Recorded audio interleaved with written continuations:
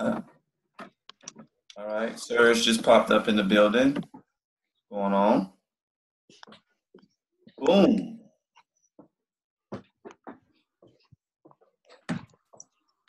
All right. Neutralizing all the staticky energy out there. So I'm doing this right now to literally neutralize any funky energy, any energy that's blocking our programs, to open us up to the fullness of the reality in which we live. So soak it in, soak it in, soak it in. Opening up the gateways.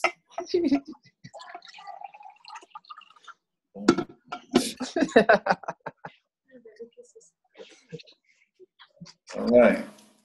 I love you, baby. All right, so everybody gonna go on mute in a minute. All right, love you, baby girl.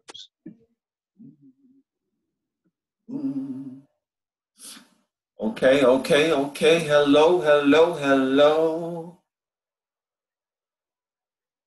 I actually missed talking to y'all. Like it's. I feel like it's been like a while because you guys had that video. You guys had my recording last time, which I don't know. I forgot what was going on that day. I think it was we were getting hit up by the. I think we were close in that wave, like all of these little crazy waves that are coming in. But anyway, I like that last lucid dreaming video recording that I did because I went in. I rewatched a little bit. I'm like, dang, I was going in on that bad boy.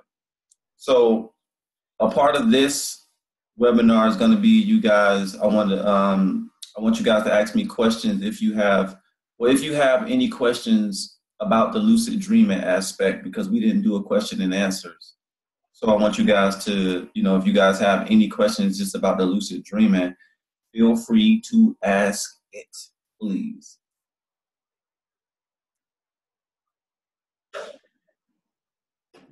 But before we start, I just want to say that I love you all. I forgive you all. I accept you. I allow you.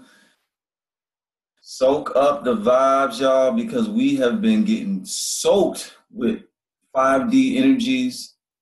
People have been passing away. It's been real. I just want to send my condolences and love out to anybody out there who is lost, or I'm not going to say had any loved ones transitioned recently. I actually had 2 people in my family transition within I think 2 weeks of each other. So my mom and my rest of my family, they had to go to like a funeral a couple of weeks ago, and then like 2 weeks later they had to go to another funeral again in the same area. So right now, a lot of us are getting hit up with just crazy energies. So if you guys are feeling any kind of negative energies or just these weird energies coming out and flowing out, it can even equate into like having nightmares or crazy dreams. A lot of our negative shadowy energies are literally getting bombarded with the light. And every time you get light, which is information, new information coming into the planet, it's gonna literally just make all of those old programs just rise up into your consciousness, and it'll either be in your dream or it'll either show up in your real life, depending on how serious it is. So a lot of the stuff we can handle, a lot of these things that's kind of coming up right now, we can handle them. We can handle them in our dreams and kind of deal with them.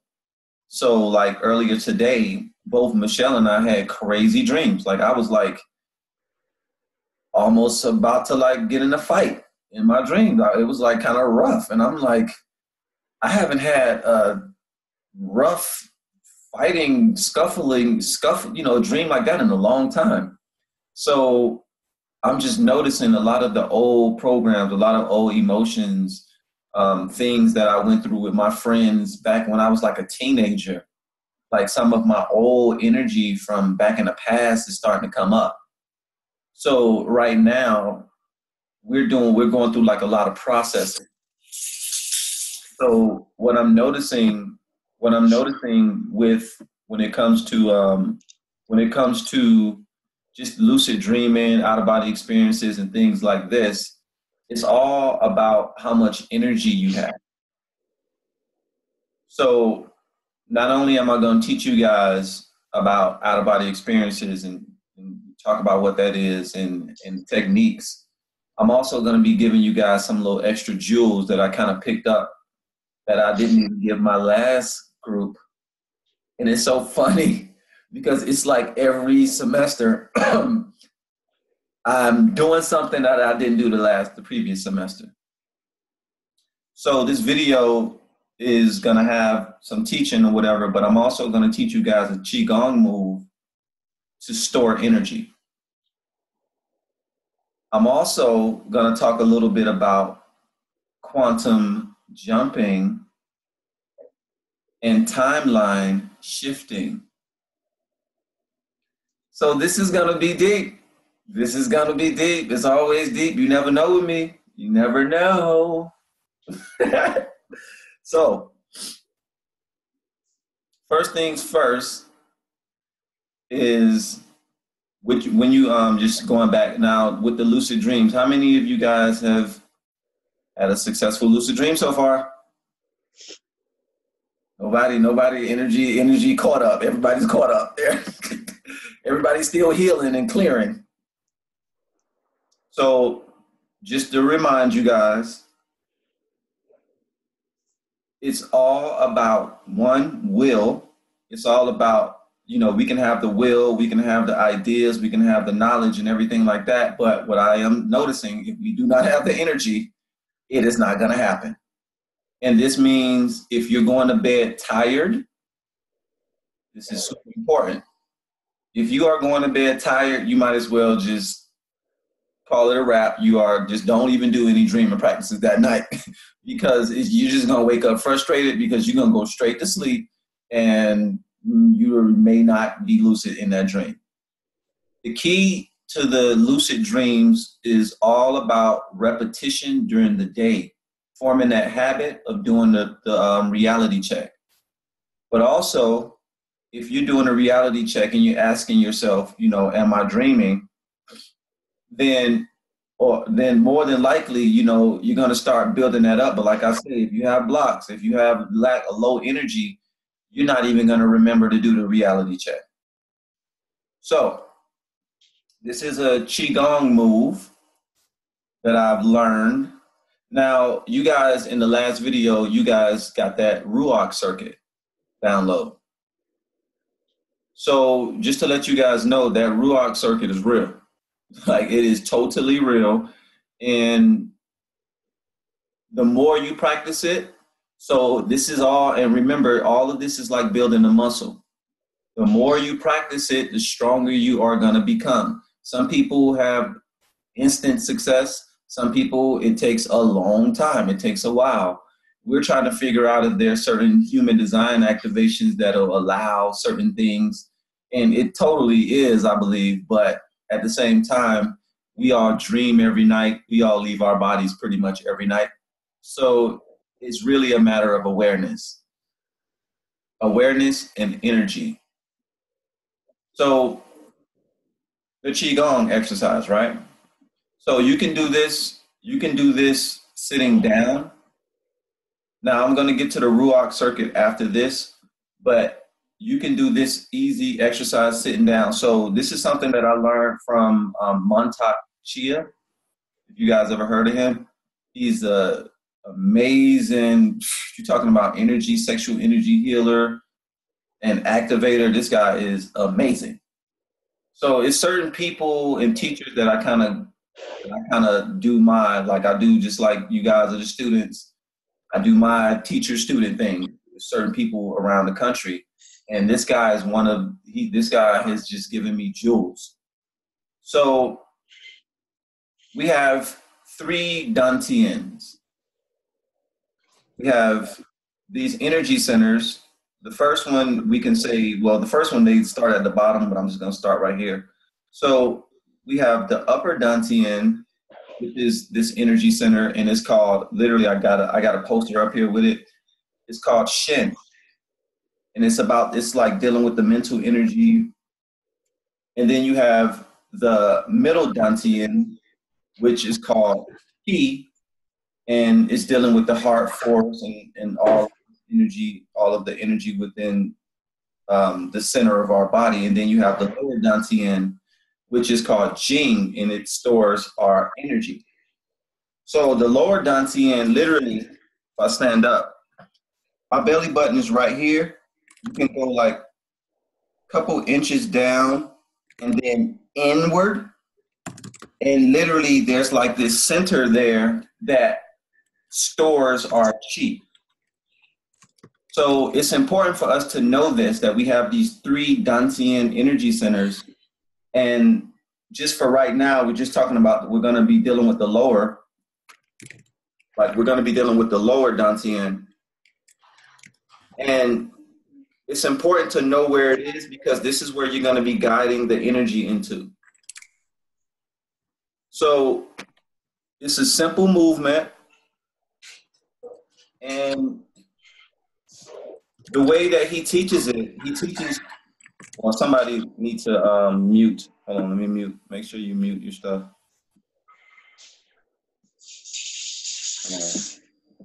One second. Somebody's. All right, here we go. So you have the lower Dantian, which is our energy center, and it stores the chi. So throughout your day, you can choose whenever be the best time to do it.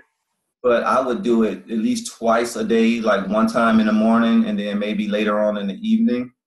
Because in the daytime, there's a lot of like, in the morning, there's a lot of just positive energy just floating throughout the air, a lot of healing energy. So you can kind of absorb that and take it in. So you want to have your hands like this, like it's like in a rod, like you're holding rods.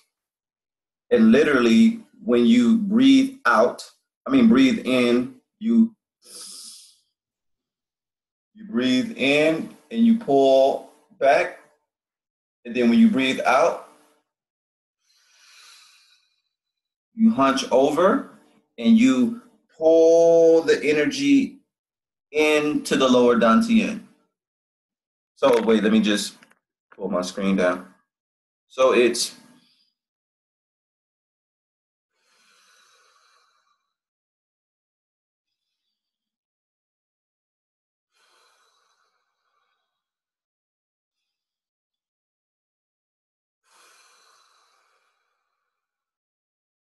and you really want to squeeze. It's important to literally pull and squeeze the energy in. So you can literally do 3 sets of 9 breaths. So you do, breathe out, breathe in, breathe out. 1, 2, 3, and so on and so on and so on until you get to 9. And then you just repeat it. You just repeat it and you do 3 sets of 9. And literally after you finish, just feel the energy. But also while you're doing it, you want to make sure you're mentally connecting the energy through these rods into the center. Really feel the energy. So when you breathe out, kind of squeezing it in there. And you want to practice this at least 2 times a day. And what that's going to do, that's going to start building up our chi energy. And especially at the end of the day, when you've kind of like went through the whole entire day doing exercises and expending energy, you want to pull that chi in and you want to bring it back into your lower Dantian. And what this is going to do is not only is it going to give you extra energy and dreaming power, but this is going to help with sending energy to our cells. So when it comes to us feeling young and looking young and, having this vibrant energy, it's important that we feed our new cells with energy. So again, the reason why we age really is because we're not feeding our new cells with energy. Our old cells are literally still there holding on because they're still, when we were young children, we were abundant. We had an abundant amount of energy. So a lot of us, we're still living on our childlike energy.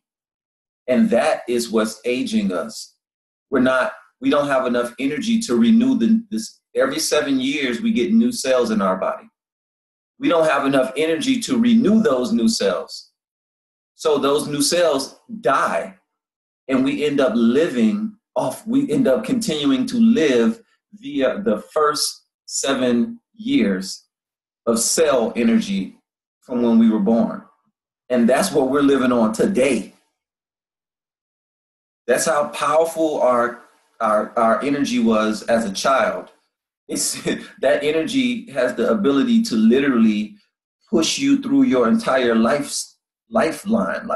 And that's just the first 7 years of your life that we're living off of. So when we learn how to store more energy and more chi, now we can release those old cells that's been kind of holding us and literally pump all of this new energy into our new cells. Now, I told you guys you can do it 2 times. You can do it 3 times. You can do it as many times as you want. But, just do it however many times you feel comfortable. But you want to make sure that you do it at least 9 times, at least 9 reps, and you'll really feel it. You'll really feel like something is going on down there. And how do we know when our lower chakra or this energy is actually working or turned on? You'll literally hear your stomach gurgling. So a lot of the times when our chakras are turning on, we can hear it. It'll sound like our stomach, it'll sound like something is moving. It'll sound like it's like rumbling. So if you feel that rumble or you feel that weird energy down there, just something moving around, that's letting you know that the chakra wheel is turning. Like you're pumping energy, you're activating, you're putting intention into that energy center. So that exercise is that's one exercise. Now I'm going to give you guys another exercise. Now this one is just a pretty, you can kind of hold it for as long as you want, but this is how you pull in energy from the reality around you as well. Now, this movement is like this. So you got the left hand, fingers spread apart. It's like literally like behind you, like 90, like in an L shape. You have your right hand energy pointing out like this. And then you just breathe in slowly. And what this is doing is literally pulling in the energy. You can, once you become sensitive enough, you can literally feel the energy coming in through the fingertips. And having your finger out like this, it spreads the energy out into the room. So you pull the energy into yourself, and you also spread the energy out into the room, out into the reality, out into the world. So make sure, you want to be comfortable. You don't have to be too far back. Make sure you're comfortable. Have the hand out like that, and literally you can feel it. Now, if you want to just have the energy for yourself, you close the hand, and you can feel the energy like it'll feel like it's being stopped up, like it's coming in, and then it's hitting the wall, and then it's kind of pinging back. Now, if you want to let it flow back out into the reality, you can feel the energy start to flow again. And this is a good exercise to do when you're wanting to become a lot more sensitive to the energies around you. And more you can feel, just more and more, just practice feeling that energy coming in through these hands and literally feeling it go through your body, and eventually it'll start to fill you up and you'll start to feel it. But when you first start doing it, you know, like even if your arms get tired and stuff like that, the reason why our arms get tired if you're doing this is because you don't have enough energy. So the more energy you have in your body, the actually longer you'll keep your hands up like this, and you can have so much energy you can feel like you can have your arm up like this all day. So those are just two qigong techniques that don't require you to, you know, be extra physical, and it's something you can do just while you're sitting there and just kind of just pull in the energy for a little bit to kind of just bring more positive energy into your system.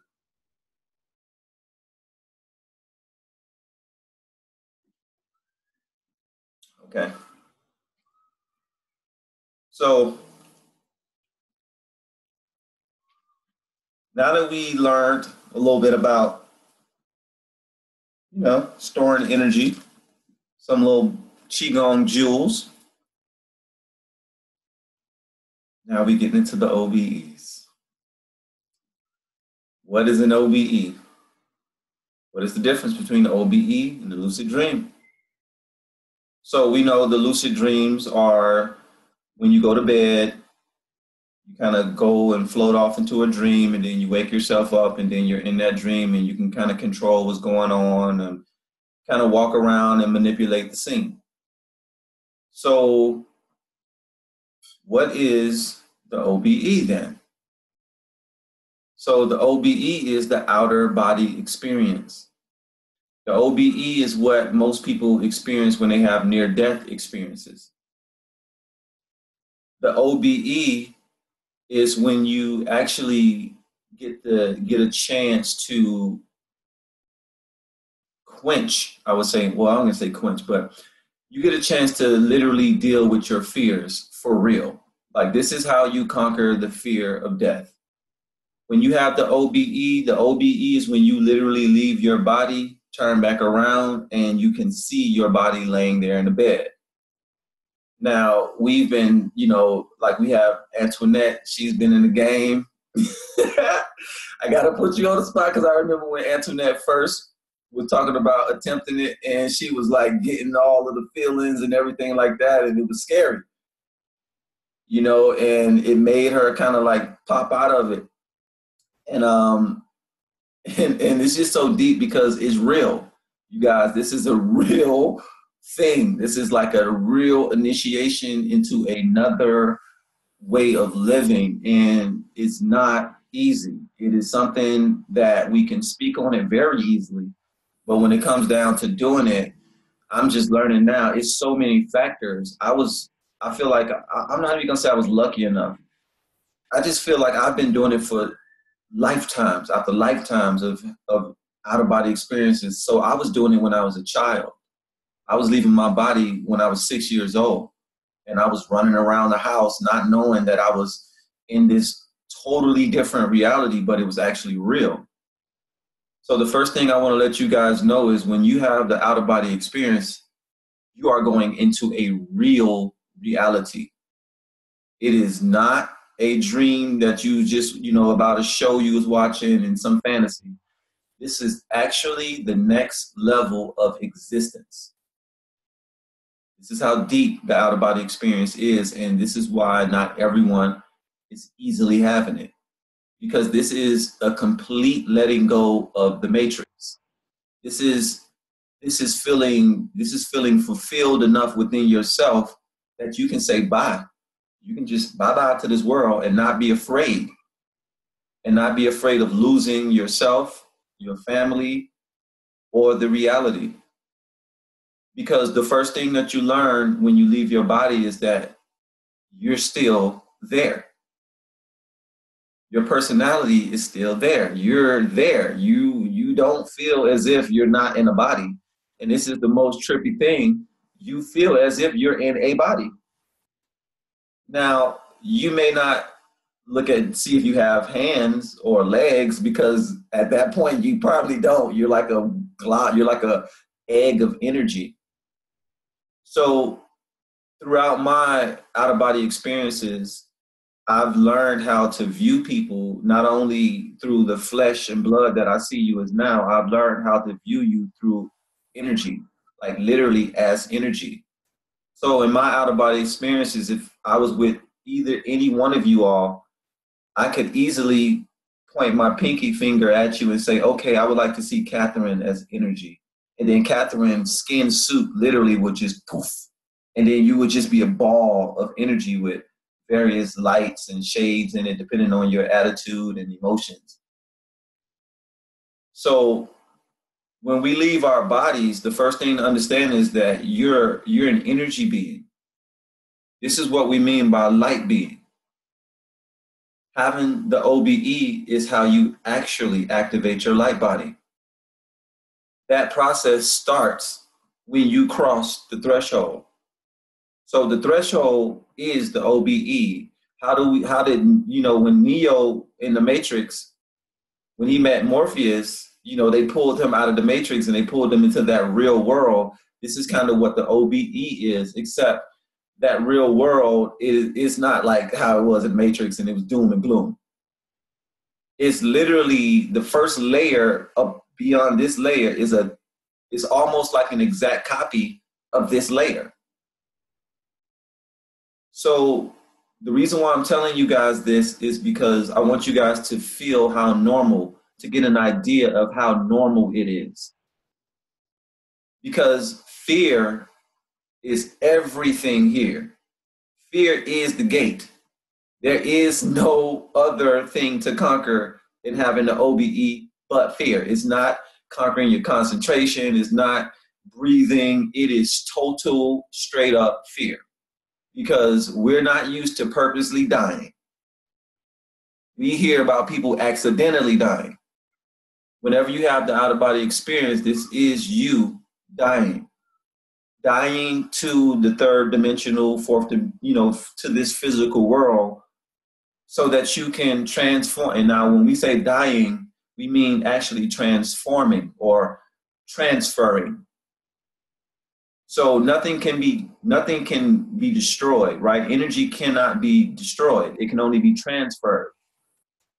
So the first thing to understand is that we're in essence, we're energy, we're spirit. So you can't destroy the spirit, but the spirit can transfer itself from place to place. So it's like layers. It's like these dimensions and these densities of consciousness. It's like layers. So we have the ability to transverse and travel these layers. And you travel these layers via the OBE. Lucid dreaming takes place a lot of the times in our throat chakras. What I've noticed over the years is, because I've done so many OBEs, I will literally start off in a lucid dream, wake up in a lucid dream, realize I'm in a lucid dream, and then my lucid dream will fade away, and I would seem as if I would come back to my body. But I'm supposed to know when that happens, I'm actually coming into the OBE realm. And then I would have to get up again to walk around in the actual real reality. So now my body, what I do now is, if I'm in a lucid dream, I'll only be in there for a short while, and then my higher self will pull me out and to the OBE, and I'll be in a real reality. And the importance of this is that when you're in the real reality that's beyond this reality, that world and that reality is programming this reality. So you guys heard of as above, so below, as within, so without. The only way that you can affect this reality consciously is by having the OBE. When you have the OBE, you literally visit the realm of as above. So a lot of the times when I'm having my out-of-body experiences, I'm doing things on that realm. So in this reality, and I mean, This is so real, y'all. This is so, even Z, I think Z's on here too. And I had a dream. It was me, Z, and Michelle. And I was and I was in the OBE. And this was literally like a couple of months ago. And this was when Z was living at our house with us. I took Z and Michelle to my OBE realm, totally lucid, and I brought them into a crystal shop. And I was showing them how in this reality, we don't have to pay for anything, because when you have the OBE, you go, like I said, you go into the real world, and you go into, like I would say, it's like New Earth. I feel like this is where everybody is talking about the ascension into New Earth and everything like that. It's where I go at when I have my OBEs. So in this reality, you don't have to pay for food, you don't have to pay for items, but you do pay in energy. So I took Z and Michelle into the crystal shop, and literally there was this amazing blue crystal, and I was like, oh my God, I got to get that one. And then I was showing Z, I was like, look, see, we don't have to, I spoke to the lady. I'm like, do we have to pay? She was like, no, everything is free. So I grabbed that crystal, and Z grabbed like 15 different selenite sticks. So I'm like, dang, man. I'm like, look, it's going to be more. Like, Z grabbed a whole bunch of them. And Michelle grabbed something, and then we walked out. And then I walked out of the store, and then literally the dream faded away. Now, I noticed every time I would go into these astral stores or purchase things from, or take things out of the stores and to keep for myself, I always noticed that shortly after, my dream will fade away. What I've learned about the other reality is that everything is free, but you pay in energy. It's energy exchanges. So in order to have these out-of-body experiences and these dreams, in order for them to last longer than a couple seconds, you need energy. So this is why a lot of the priestesses and priests and a lot of these religious organizations, they talk about celibacy, because they say we waste a lot of energy when we have sex and we have the orgasm and things like that. So when you have sex, and you can waste a lot of energy, but that's only if you don't know how to store the energy. So now that you guys know where that Lower Dantian Center is, you can literally store your sexual energy. Normally, when you have sex and you have the orgasm, you allow the energy to dissipate via your feet, or you allow the energy to dissipate via your crown. We don't know that we can take the leftover energy after the orgasm and cycle it through our system in the microcosmic orbit. So you can cycle it up the spine. So this is the fire path. The fire path, you bring the energy up the back of the spine, over the head, and you bring it back down into the lower dantian. The water path, you bring the energy up through the front of the body, and then you go behind the head, down the back of the spine, into the lower dantian. The reason why I told you guys about the fire and the water path is because I'm practicing now the water path. And the water path allows for the cosmic energy of source to literally trickle down into your system. And this is what immortalizes the cells within our body. Too much fire will burn you up.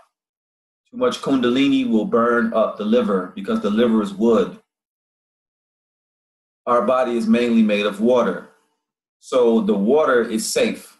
We can flood our body with water and it won't do anything to any of the organs.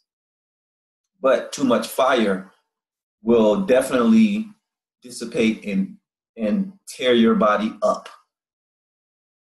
So, I had to drop that on you real fast. Now, where was I? Okay. OBEs. So, In that dream, I came out of the crystal shop with the crystal and then I faded away. Woke up in this reality. Do you know, we ended up going to a crystal shop. I ended up finding and seeing the same exact blue crystal that I purchased, put it in my pocket, walked out of the store. Me and Z went to the crystal shop. Michelle didn't come this time, but it was me and Z. And as soon as I went in there, I saw the same exact blue crystal. The whole time we were there, Z, if she can remember, she was looking for selenite wands. It just was in her mind. She was looking for selenite wands, and she was looking all over the store trying to find these selenite wands. And that's what she grabbed on the astral, because on the astral is where we program this reality. So I was in that reality. I grabbed that crystal and I got it, and I brought it back with me. I walked out of the store with it. So whatever you take in the dream realm, literally, you can bring it back into this reality. And the more and more you start to play around with doing that, the more and more you really can bring things. This one guy talks about having OBEs, and then he went and had one, went somewhere, some island, had some sand, put it in his pocket. When he woke up, he had sand in his pocket. So he obviously, there's no veil with this guy. So we have the same abilities. That's all I need to do is see one person doing one of these things that can unlock something. And I know I may not be able to do it like that person, but I know that the potential is within the human genome. And because I'm a human, I'm playing this game, that means I can kind of tap into that. If one human does one thing that you would like to do, you can tap into it, but you'll get it and you'll probably do it in your own specific way. But we all can tap into this. This is free. This is knowledge. This is energy that, there's nobody stopping us. Like, we can exit the gate. We can exit the game at any time. Now, I exited the game, but I'm still here talking to you all. So it doesn't mean that you have to die to exit the game. It means literally your thoughts are not in the matrix. Your dealings and your doings is not really in the matrix. You don't have to follow the rules and regulations of the so-called collective society when you are self-led. When you have crossed certain barriers of creation and experience, now you become a walking, living, ascended master, walking that route, learning how to become this masterful being, which is also the master student. So having the OBE is extremely important because it kind of breaks through that barrier of being able to easily. Now, we're talking about timelines, quantum jumping. Quantum jumping, if you guys don't know, I learned it from this guy's name is Bert Goldman. And he teaches about this skill that this ability that he tapped into while going deep into, like, I guess, a self-hypnosis. And this is the reason why I'm kind of talking about it during our OBE, because in order to dip into the outer body experience energy, you gotta kind of like self-hypnotize yourself. You gotta kind of go in deep trance. You gotta let go, except you're not just laying there, you're actually gonna exit. So when you're talking about quantum jumping, the way he teaches it, literally he teaches it in a manner of, say if, for example, you've always wanted to be, and I'll give you an example of, I just can only give you, guess what I did? I've always wanted to learn how to mix and master music. So back in 2009, I came across this information called quantum jumping. So this guy claimed that we have parallel selves of ourselves, parallel versions of ourselves that that's living a life, like that's living the perfect life or the worst life or the mediocre life. Whatever wants and desires that you have, you actually have a perfected version of that already living it. So I wanted to be a mixer and a mix and master artist, dealing with engineering music. So I was like, so according to his teachings, I have a perfected engineer that's amazing. So I went into this meditation and I imagined that I was literally walking through a door, and you guys are going to know about this door the next conversation we're going to have, because you better believe I'm going to take you through it. But I imagine I'm walking through this door, and I walk through this door, and the door is going to lead me into myself that's already a master mixer when it comes to music. So I walk through the door, and then all of a sudden, I see this mansion that I'm walking up on, and then I open the door, I knock on the door, and it's me. And he brings me into the studio and showed me this whole motherboard and how he's mixing the sounds and doing all of this stuff. And I'm just sitting there, I'm not really knowing what's going on. And from the teaching, he tells you to absorb yourself in it.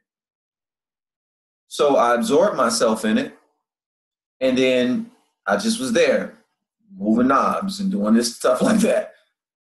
I woke up from there. I'm telling you guys, I knew how to mix music.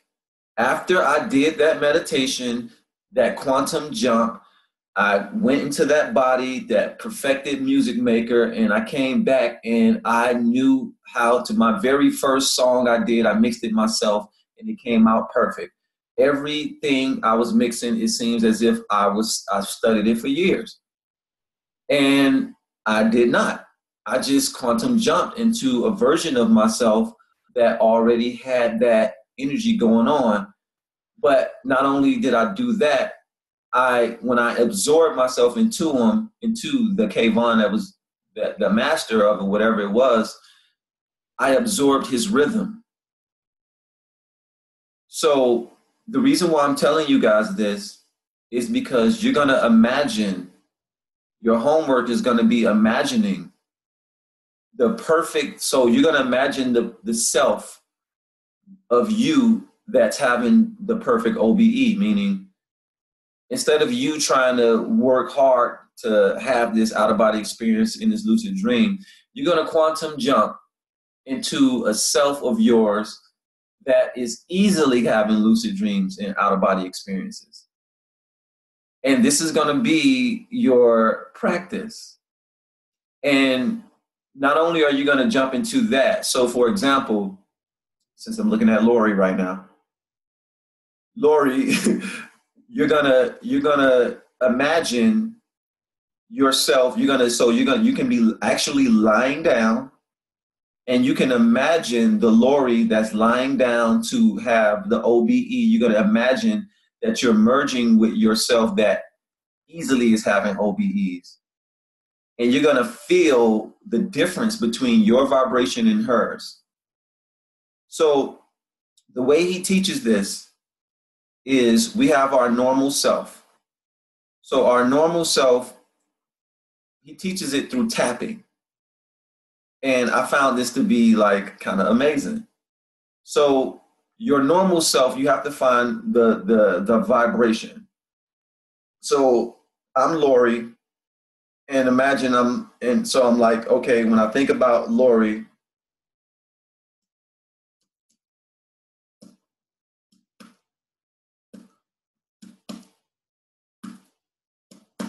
so Lori's vibration is boom, boom, boom, boom, boom, boom. That's your normal vibration.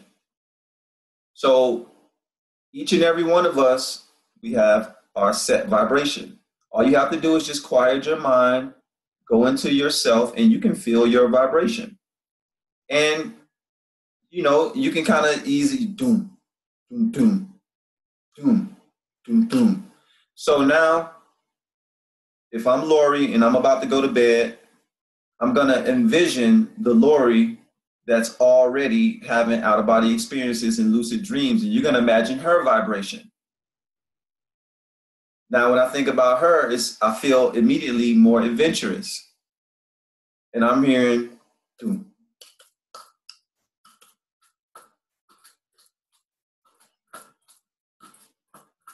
That's the Lori that's easily having lucid dreams, easily having out-of-body experiences. So you start doing that. You start tapping that. You start literally, you can tap yourself, if that's your new vibration. And every time you tap that new vibration into this reality, you merge yourself more and more into the rhythm of that being. So it's all about finding the rhythm of the energy that you want to quantum jump into. So we have to find the inner rhythm. Once we find the inner rhythm of that self, we literally can create a song, or we can do a tapping. So you can say in your mind, you can do, and you can just say that, and that will literally start to give you the vibrations of that OBE and lucid dreaming self. Now, you can do this this is unlimited, like literally unlimited. If you want to learn how to play the piano and you never played the piano, all you have to do is envision your perfect piano playing self and find the rhythm of that piano playing self and incorporate that rhythm into your everyday life. And then you just go and get on the piano, and then you start, as you play, you remember the rhythm of the perfect piano player, and you just allow your hands to do whatever they want to do. And it's magical. It is magical. I've learned how to do things that I just don't have to study for. So this is another cheat code. And you can use it however you feel free, but I'm dropping this jewel on you guys so that you can do more, so that you can do more research as well. But this is something that I'm thinking about adding as like an elective, like just a quantum jumping class. So I've had a lot of success with it, and literally, this is how I feel like I got my house. This is how I feel like I'm living in the life that I'm living right now. I quantum jump to it. This is how we shift timelines consciously. We shift timelines, we shift to our better version, to our best version of whatever we want to be. You can literally find that best version, find the rhythm of that best version, and literally tap that rhythm into your now body. So find your now rhythm, and then find the rhythm to whatever you want, and make sure that you tap that rhythm back into your body. Remember that feeling, remember that rhythm, and every time you remember it, every time you feel it, you pull yourself one step closer, 2 steps closer, 3 steps closer, and I mean, eventually you're there, and it's like, boom, and it can be instantaneous depending on your belief system. I went into it with zero doubts. I went into it excited, like it was an experiment. So I followed it completely. So this is how we attempt everything. Remember, all of this is an experiment. And at the end of the day, what this is going to do is going to bring more awareness. Even if you don't have immediate success with having out-of-body experiences, what this is slowly doing is bringing more and more inner awareness to your body. So this is why it's important to continue to practice, even if you don't have the results that some other people may be having. Because what it's essentially doing is bringing more and more awareness to your system. You don't do anything just for the fun of it. You are recording, all of this is being recorded within your Akashic records. been stored within your DNA. So the more and more we practice, the better and better and the stronger we're going to get. But we're going to quantum jump into our successful lucid dreaming and out-of-body experience self. And we're going to play around with that. You know, we're not going to do it as the Catherines and the Antoinettes and the Serge and the Phillips and the Lauries. We're going to do it as our perfected versions and literally go into that. And however far that meditation takes you, let it take you. Like, look into that life. Look and see how that life, your life is, you know, of you having OBEs and lucid dreams. How would that affect your life every day? Now that you know that the out-of-body experience realm is the realm of sober as above, whatever you do there, you're programming your experience when you wake up. So it's going to be no more kind of the guessing game. Whenever I'm in my lucid dreams and I create a portal and I go somewhere, I know when I wake up, I'm going to go somewhere later on that day.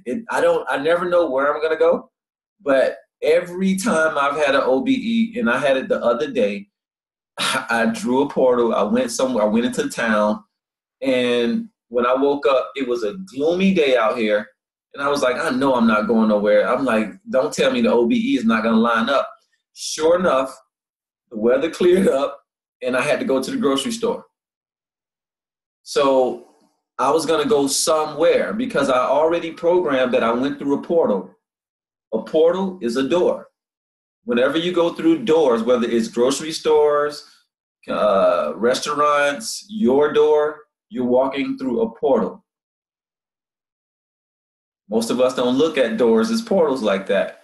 Everywhere you go into, you're walking into a portal, and essentially you're walking into a new world. So this is why people create doors, because they kind of contain their own inner matrices within them. That's the geometry of the doors. It's square, it can hold matrices. So that's the jewel on that. Moving right along. Jewels, right? So, okay. Any questions? Any questions? No questions, just keep going. If you have a question, you can just unmute yourself, but if not, I'll just keep it rolling, keep it rolling. Okay. Yeah, okay, so we covered that. Yeah. Okay. So now I'm going to get into teaching you guys some techniques. So all right, yeah, so yeah, this just got to go in. Okay. So in order to do the OBEs, now, like I say, it's a little bit different than the lucid dream, because with the lucid dreams, you can just close your eyes, go to sleep, let yourself go off into wherever, and then you have the habit, hopefully you built the habit of asking, you know, am I asleep? And then you wake up in it, and then you're there, right? So the OBE. The OBE is like I was saying earlier, it's like the hypnotic process. The first thing you want to do is relax your body, relax your mind. But before I get into the technique, I just want to talk about just a little bit about what happens after you have the OBE. So whenever you do any of this work, whenever on the higher realms of the reality, the more finer the realms is, your emotions your emotions are like everything. So a lot of times people will have the OBE and you'll be in it, but then you'll be excited because it's super exciting. That excitement will totally pull you back in your body. Because what happens is the realm is so connected to our feelings and our thoughts. And if your energy is kind of out of whack, it's literally like the equivalent of getting booted out because you're still kind of like so you can imagine like a rambunctious child coming into a fine environment with like precious jewels and all type of stuff like that. And, you got this little child coming in, just kicking stuff and breaking stuff and bumping into things. So you can do a lot of damage if you're not in control of your emotions. This is the reason why a lot of people don't have OBEs. There are higher up energies, I feel, that are straight up blocking it. Like if your mind isn't right, if you have you have to, in order, so you have negative entities that is all into the OBEs and all of the lucid dreams and all of this stuff. But that realm of negative out of body experience is like that big. And you only go into that realm if you are like focused there. No, 9 times out of 10, when you have an OBE, you go into the realm right above that. So you have this realm, you have like this shadowy realm, and then right above it, you have like this regular reality. And then above that, you got more reality, and they just get more beautiful, more bright, more fantastical. So you have a very small layer of negative energy. And 9 times out of 10, like I say, you shoot past that area when you're having the OBEs, if you do it right. Meaning, if you're not an evil, crazy, sadistic person and you're not trying to go and have you're not trying to do jacked up stuff to people, so you're not going to be in that realm, put it like that.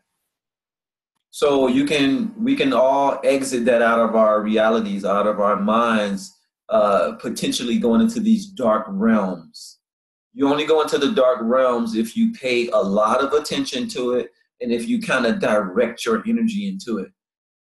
And the nature of having the out-of-body experience, you're not really going to be directing your energy there because I don't teach it that way. I don't teach through fear. I teach it, I'm teaching it through joy. Like you're unlocking yourself and you are about to walk outside and fly. So that's like total joy and delight. So the first thing first is having our heart center in the right place. What I've learned and what I've changed over the time is the way that I induce myself into the trance. So what I do now is so we all have our own specific meditation techniques. If you don't, you can easily find any technique any breathing technique to kind of just slow you down and to kind of bring you into your own meditative trance. So what I do is I start off on my back.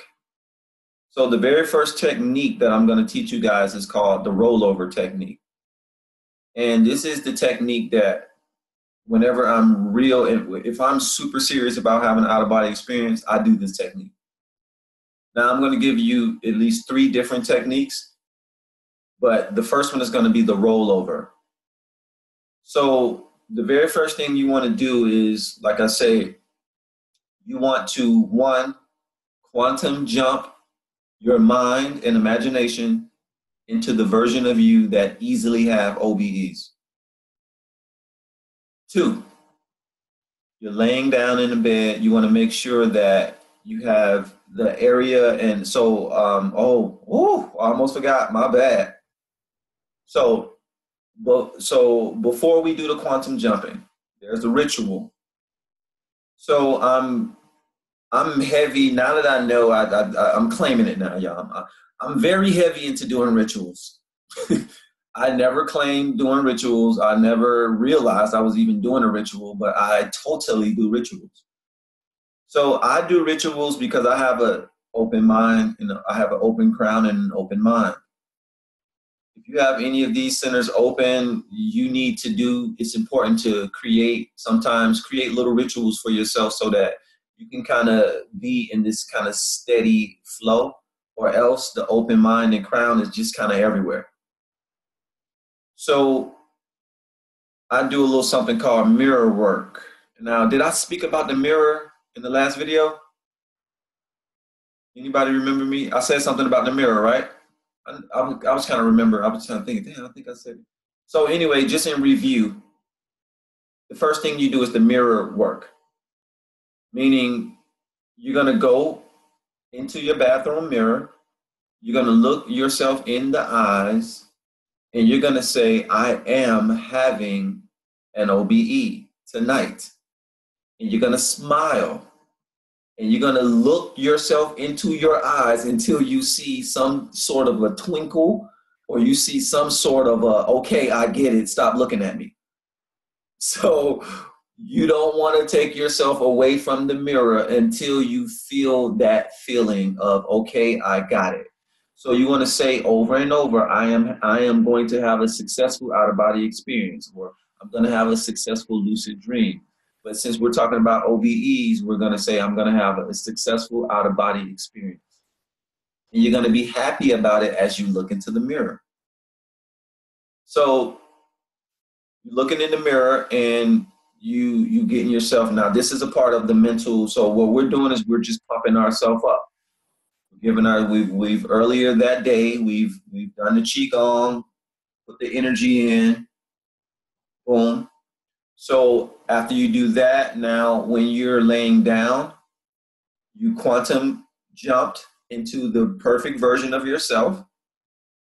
Now, once you're lying down, we're going to activate the Ruach circuit.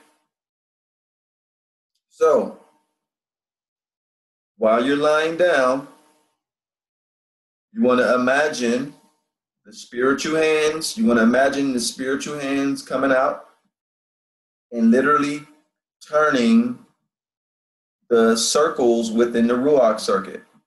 So you got the left hip, pull it up to the left, underneath the left shoulder. And then you pull it down into the heart space. And then you pull it underneath the right shoulder. And then you go down to the right hip area, and then you go across the bottom of the stomach to the left, and then you bring it back up, and you go across the top, and then you go down, boom. So it's gonna look like an envelope. It's gonna look like a closed envelope. And the middle is the heart space. So after you do the Ruach circuit, now we're gonna be activating it via our breath. Now, sometimes this can charge you up, but if you go to sleep when you're feeling kind of sleepy, you know, it'll work. Like you can do it, and it'll literally, like, it won't keep you up. So but it'll literally charge up the astral body. So the Ruach circuit charges up our astral body. This is how we pump more energy into that. And the more energy you have pumped into your astral body, the easier it is for you to become lucid. The reason why we are not lucid is we don't have enough energy. We don't have enough energy to even think, okay, let me do a reality check. You'll just literally just be flowing through the motions. So we do the Ruach circuit. Hey, Kelly. So, hey, Von. all right. So after you've done the Ruach circuit, you're lying there. Now your focus is your heart. So this is the difference from what I used to do before. I would immediately start focusing on my third eye. But now we're going to focus on our heart. And you want to breathe slowly into the heart and feel your energy, just literally like feel yourself just connecting to your highest. I like to call it my golden KV self. So I connect to golden KV. That's what I call them, golden KV. So I connect into my golden self. And you want to start to breathe. And as you breathe, you're relaxing. And but while you're relaxing, you're feeling yourself, the heart energy expand. You're feeling the heart energy expand while you're relaxing, and it'll give you like this real good, blissful, sometimes orgasmic feeling. And you just flowing with that and just relaxing your body and getting yourself just anchored into your higher self.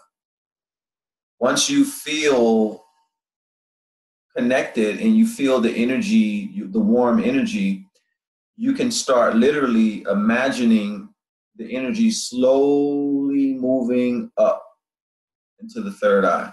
So what we're gonna do is, what we're doing is we're bringing the heart energy from the heart and we're rising it up into the third eye area. So after you pull the heart energy up into the third eye, now this is going to be after you have been there for a little while, because because if you start fast, you're going to notice if you try to pull up too fast, you're going to feel energy still here. You're not going to, when you do it right, you'll literally feel the energy going through your throat. You'll feel warm, and then eventually it'll buzz. It'll be crazy buzzing energy here. So this is where it starts to get real. So the key here is, now you've worked on the heart energy, you moved it up into the third eye. So while your eyes are closed, you want to make sure your jaws and everything is relaxed. You want to make sure you are focusing everything on your third eye. Now, when I had my first OBE, I'm not going to lie, I did not do the rollover.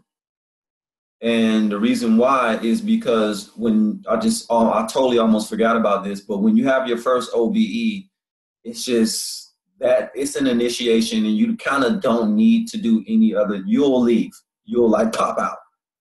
So, but after the first one, I noticed I can't just pop out like that. I actually have to do some kind of little technique. So as you lie there, you focus on your third eye. The key here is allowing your energy to self-paralyze.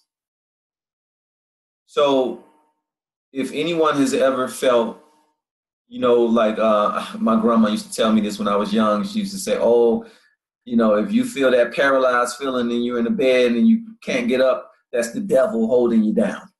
So my grandma used to tell me that the devil was holding me down because I was doing something I wasn't supposed to do. So that was my punishment, right? And that totally scared the heck out of me, but I didn't really believe it all the way. So later on in life, I found out what it really was. And what's really happening is literally our body paralyzes. It's called paralysis.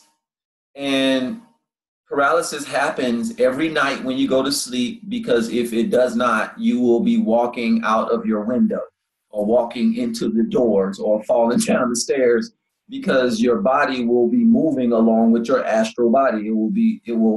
Because remember, it's as above, so below. So right now, you guys, you have an astral body that's sitting there in some kind of classroom. Well, not some kind. You guys are actually at Nestle. You're at the school, because there's a school on the astral. So you guys are there sitting in this class, and we're not separated. We're in the same room. But when you go to sleep, right, if you don't paralyze this body, literally you leave and then you start walking. This is why people sleepwalk, because they're in their other bodies, but they haven't rested this body enough. This body didn't paralyze enough. So they are now like walking around on the astral plane, but this so below part is mimicking it. Because our bodies here are literally like, we don't do anything here. This is why it's just amazing how many people are like, when it comes to changing the world and in anything, like, we must understand, like, you cannot do anything in this body. These bodies are the result. bodies. We do everything on the higher realms. This is how we change the reality, is via these higher realms. Now, some of us can go there without having an OBE, and you can kind of do it mentally. Like while we're talking now, you can kind of go there. Oh, I'm in a spaceship. Oh, I'm sending energy down. Some of us are clairvoyant like that. But if you want to, but you're also here. But if you want to go fully into that, that's the OBE. That's when you're fully there. So just going back to the process of the OBE. So we're focusing on our third eye, and when you start to focus on your third eye for a certain amount of time, and you're relaxed, your body will naturally start its own paralyzing process. So when you're focusing on your third eye, the only difference is between now and before you just allowed yourself to go to sleep. Meaning, while you're up and about everywhere, your consciousness is here in between the eyes. When we go to sleep at night, you ever notice if you're in a classroom and the teacher's talking and you're like this, and then all of a sudden you go like this? If the teacher's boring or whatever, or you're about to fall asleep and then boom, you notice your head drop every time you're about to fall asleep? That's because your consciousness literally is dropping from the third eye, where it's been at all day. It drops down to the throat chakra. So remember, when we're dealing with OBEs, the actual battle, it's going to be you keeping your attention here. But because we did all of this previous work, pulling the heart center and the energy up to the third eye, this is going to help you to stay here in the third eye. Because staying in the third eye while you're there, it'll allow you to, one, be awake while your body is paralyzing. And this is a part of the death ritual. Feeling your body paralyzed from the feet, and then it gets to the knees, and then it gets to the hips. And when it gets to the heart, this is when the game starts. When you are awake and you go through paralyzation and it gets to the heart, it's scary as hell. I'm just going to be real with you. It's not, we don't know how when that happened to me for the first time, I was like, oh my God, I thought my heart stopped. Because I have never, ever experienced being awake and not being able to feel my heartbeat. So when you paralyze your body, you will not be able to feel your heartbeat. That's the first gate you have to get through. So what we must understand is when the energy gets to our heart, we're breathing through our nose. So the key here is when you move the heart energy up into the third eye, I want you guys to remember to continue to breathe through your nose and to breathe evenly. In order for your body to paralyze itself, it has to believe that your consciousness is asleep. So a part of having the OBE is tricking your body into believing that your consciousness is asleep. And this is one thing that I might have left out in my other classes. Totally we must remember that. We're tricking our bodies into believing that our mind is asleep. The only way you can do that is by being totally still. This is why you want to be totally still. Once you reach a certain threshold of being still, you're going to start to notice your face starts to itch, or your arms or your neck. Do not scratch your face. If you do, you are breaking the trance, and you might have to start all over. And you ain't gonna want to start over. You're gonna go straight to sleep because the OBE is like you either do it or you're not gonna attempt it. So Trust me, I crashed and burned a bunch of times because I could not fight the itch. So, so what happens is when your body starts to itch and your face starts to itch, it is you moving into another awareness. So that's the first level. You're not in your waking life awareness when you can feel that. That means you're feeling the actual energy going in and out your pores. That's a very high level of awareness. You are pretty much psychic at that point, by the way. Like you can get into that awareness while being awake. I've slipped into that awareness while being awake, and I was feeling like, oh, my face is feeling itchy, like as if I'm going to have an OBE. But I was super calm, and I was trying to be in like a waking life meditation. So your face will start to itch. You have to ignore it. And it's going to burn. It's going to burn. But if you can ignore it, it is, oh my God, I'm just thinking about it because I remember every time. To this day, y'all, it's still, because what I'm learning, what I've learned is that it's itching. We get the itchy sensations because we're now meditating and we're getting pulled in with healing energy. And the healing energy has a sensation of itching. So every day our face is exposed to everything. So we have a lot of toxic energy in our face. So you're getting flooded with healing energy and you're feeling that. You're feeling just that connection. Michelle say that's when she always mess up. Yeah, that's real. I'm telling you, the itching it gets everybody because you're so sensitive. The issue is you're just super sensitive and you don't know that you just literally switched awareness. You're not in your waking life awareness. You're in a very sensitive awareness. So you have to kind of ride through that. And eventually with practice, the itching goes away. So I've learned through breakneck determination, and I feel like this is willpower work right here. This is what built my willpower up to the level that it's at right now, because I have the willpower to will myself into having OBEs. I don't have to do a lot of my techniques anymore. I can just will it. So I say, I want to wake up in my dream. I want to have an OBE, and I just say it, and I make that my will. And it's a certain feeling you get from the gut. The will is located down here. So it's a certain feeling you get when you are using your will. And this is a spiritual will. I'm not talking about the heart will. This is another will.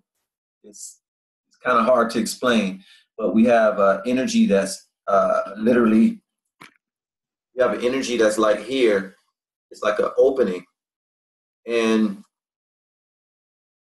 you can eject energy. You can eject energy. So you can eject your will out of this spot, and this will can go places, and it can pull things to you. So the will is deep, y'all. So you have a certain will. When you attach to your will, that's it. And they say in the Bible, "And thy will shall be done." That's a Bible quote. It means when you connect to will, this is something different than reason. Reason is in the mind. The will is attached to more. So I'm talking about your dream body, and you have these different luminous fibers all over your energy body. And the will center is connected to like 6 of them. Our thought center is only connected to 2. Reason is only connected to really 1 in talking. Will is connected to feeling. Our dream body is connected to all types of stuff, connected to talking. Will is connected to like everything. So when you do this work and you, like I say, you fight past certain things, you're building up your will. And the more and more you do these things, that's kind of, that's quote unquote hard to do, you're building up your will. And when you come around someone with a strong will, because they get stuff done. They just do. Life is not life does not seem hard for them anymore. And I popped into this frequency to where life isn't hard anymore. Because my will is my will. It's just I intend this, I want this, and got it. So life isn't that hard. And but life can be challenging. See? So it can be challenging, but it doesn't need to be hard. Hard will bring about the not self. It will bring frustration, bitterness, anger, depression. It'll bring sadness. So life can be challenging, but it does not need to be hard. So getting past the itch. Once you get past the itch, the next layer that you're going to experience, now remember, the whole time our attention is at our third eye. So we're paralyzed now at the heart. Our attention is at our third eye. We're breathing evenly through our nose. So remember, this is about tricking the body into believing it's sleep. So if you are doing deep breaths the whole time, the body knows you're meditating. The body knows, the body is smart. It knows you're just meditating. When you are breathing evenly, the body will start to believe you're asleep, because when you sleep, you breathe very evenly. It's soft and easy. Your breaths are like very even. When you start to breathe super fast, because you're scared, that'll wake you up. So when I first did my OBE and I got over the heart and it went paralyzed, I started like, I know I was panicking, even though I couldn't feel nothing, but I know I was panicking. I had to remember that I'm breathing through my nose because it just was so wild. So I recentered myself and I evened out my breath because I was feeling my breath go, but I couldn't feel nothing. So I had to remember, okay, I'm breathing through my nose. I'm breathing through my nose, evenly through my nose. I'm still breathing. Remember, guys, this is a death ritual. So you're going to have to coach yourself through this because it's as if you're dying. And you're going to be just you there.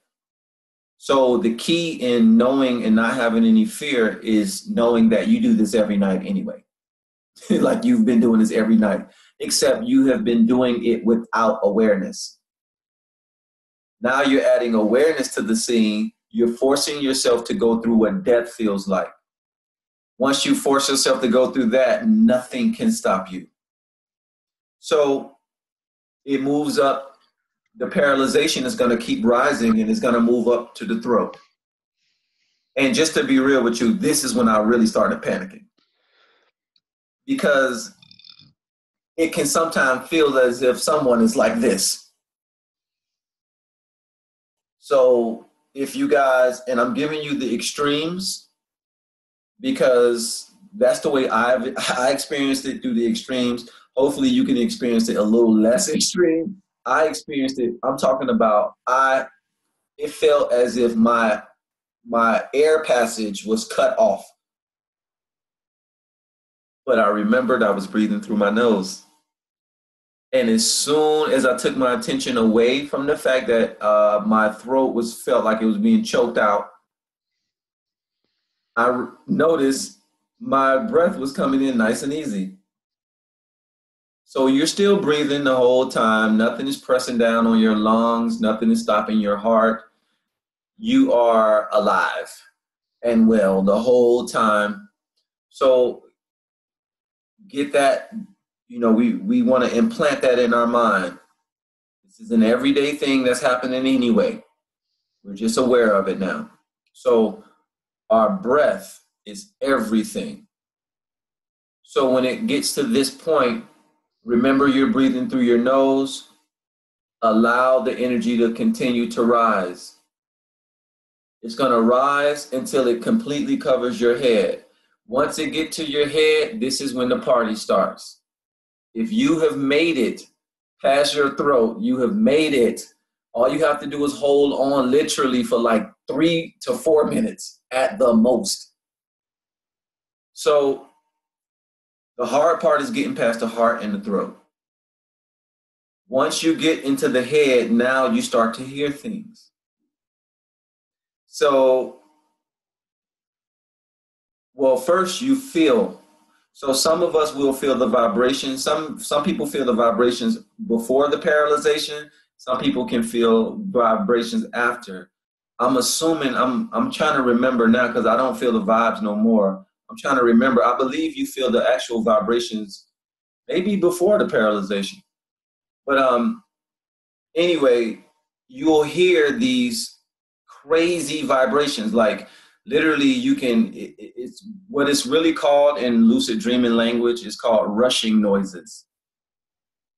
It sounds as if something is around you. Like you hear, some people hear, so it sounds like you're in the damn demon realm.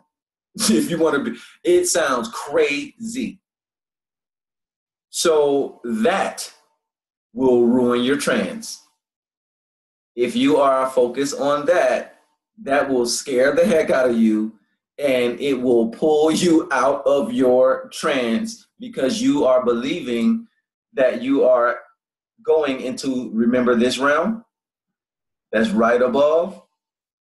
That sound that you hear is literally your body vibrating out of itself, by the way. That's what that sound is. It's your body vibrating out, but also it's rising as it's vibrating out, it's rising through that realm. It's rising through that dense realm. So once you rise through that dense realm, you just ride it out. So we're gonna ride through that by knowing that this is just the sound that the rushing noises. A lot of the times, really, it's us vibrating, shaking out of our bodies. Literally, that's what that is. And it sounds crazy. So that's what that is. Now, once you hear that, you know you can kind of start getting a little happy because you're gonna understand what that really is, and you're gonna not even think about it. You're still focusing on your third eye. So you can feel the rushing sounds. Now, some of us, we may have images popping up in our third eye while our eye is closed, meaning they look like white little clouds. I don't know if you ever seen them, but after a while of meditating, focusing in the third eye, you will start to see these white little cloudy, it's called hypnagogic imagery. It's white little cloudy wisps of smoke, and it'll start off at the top of your view and it'll flow down. And then another one will come, and if you watch it, it'll flow down. Another one will come, you watch it, it'll flow down. This is called hypnagogic imagery because it will hypnotize you into falling asleep. So this is another layer. And this is an important layer because if you see these white little wispy lines showing up and they look like clouds and they're not spirals but cloudy, then it's another mechanism in your body to try to make your consciousness go to sleep. So what you have to do at this point is you have to look elsewhere. So you'll see the white cloudy images come down. Don't look at them. Don't follow them from top to bottom. Literally move your consciousness slightly to the left or to the right. You want to stay third eye here, but move your attention slightly over so you're not looking at it, but you know that it's coming down. Sometimes this will happen before the vibration, before the sound. So you may see it before the sounds, you may see it after the sound, but when you see, or you may see it while you're trying to relax and get into the paralyzation. This hypnagogic imagery can pop up at any time to make you fall asleep. And you'll think that you've made it to another like spiritual level because you're seeing you're like, oh snap, that's what Kayvon was talking about. I can see it. And you're like, whoa, what is this? You can see like lights behind your eyes and this movement. But that's the trick. That's a trick. But there's another thing that happens when your third eye is open. And this is why I say if it's a spiral, then it's different. I've had spirals appear, and then I follow the spiral, and it takes me out of my body into an OBE. But that's when your third eye is all the way open. So that's like teleportation. That's something totally different. It can take you into the future and everything. So that's but that's totally different. I'm not talking about that. But if that happens and you see a white spiral appear, I haven't heard anyone talk about it being another color other than white. With me, it was a white spiral every time. And every time I followed that spiral, I left my body. Like from following the spiral, my consciousness went into a spiral out my crown and I was out in another world. So that can happen if your third eye is open. But in the meantime, you want to ignore those cloudy white lines that kind of flow up and down like that. But it's not going to go up and down. Literally, it's going to go from top to bottom because it's trying to move your consciousness down into your throat chakra. So once you get past that, then you start to, I'm getting it now. Once you get past that, then your body says, okay, this person is probably asleep. So then the body starts to paralyze. It starts to go through the vibrations and everything like that. But I almost forgot to tell you guys about that. So the hypnagogic imagery, because that will pull you back. Now, once you're there, the hypnagogic imagery will stop. Once it stops, that's pretty much it. Your job is to stay focused on your third eye because you went through the pull, the vibrations, the hypnagogic imagery stopped. With me, I literally heard a sound right before I saw a big light. So in my OBE experience, I went through everything that I just told you guys. Focus on my third eye. And when I got past the rough sound, all of a sudden I heard a flat line. Talking about programs to like get you to be scared. When I got to my third eye and got past all of these like barriers, I heard an actual flat line. Beep, as if I died. That was the last trick that whatever energy was in me gave me to test my fear. I feel like it was my higher self testing my fear. Because it was as if I was flatlining in some hospital somewhere. So this is why in the back of my mind, I always like, man, I don't even know if I'm alive. I'm up here talking to people. I'm like a living ghost. So, but I noticed that wasn't, I'm alive. But I had another friend of mine when I told her this technique and she went through the motions. And when she got past the rough sounds and the hypnagogic imagery, her sound wasn't a sound. What she heard was Velcro ripping. She said when everything stopped with her, all of a sudden she heard,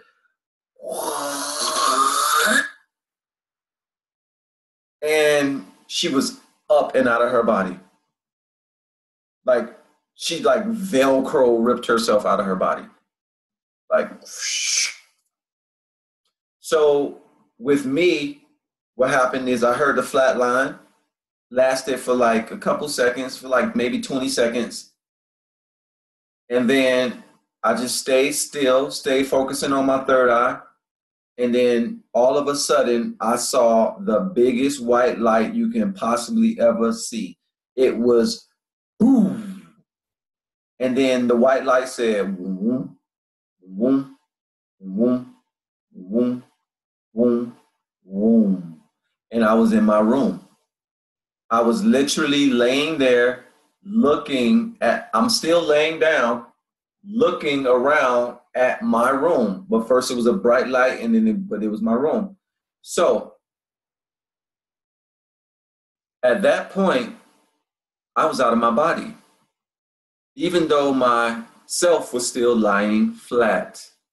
So a lot of you all will have OBEs, but you won't exit.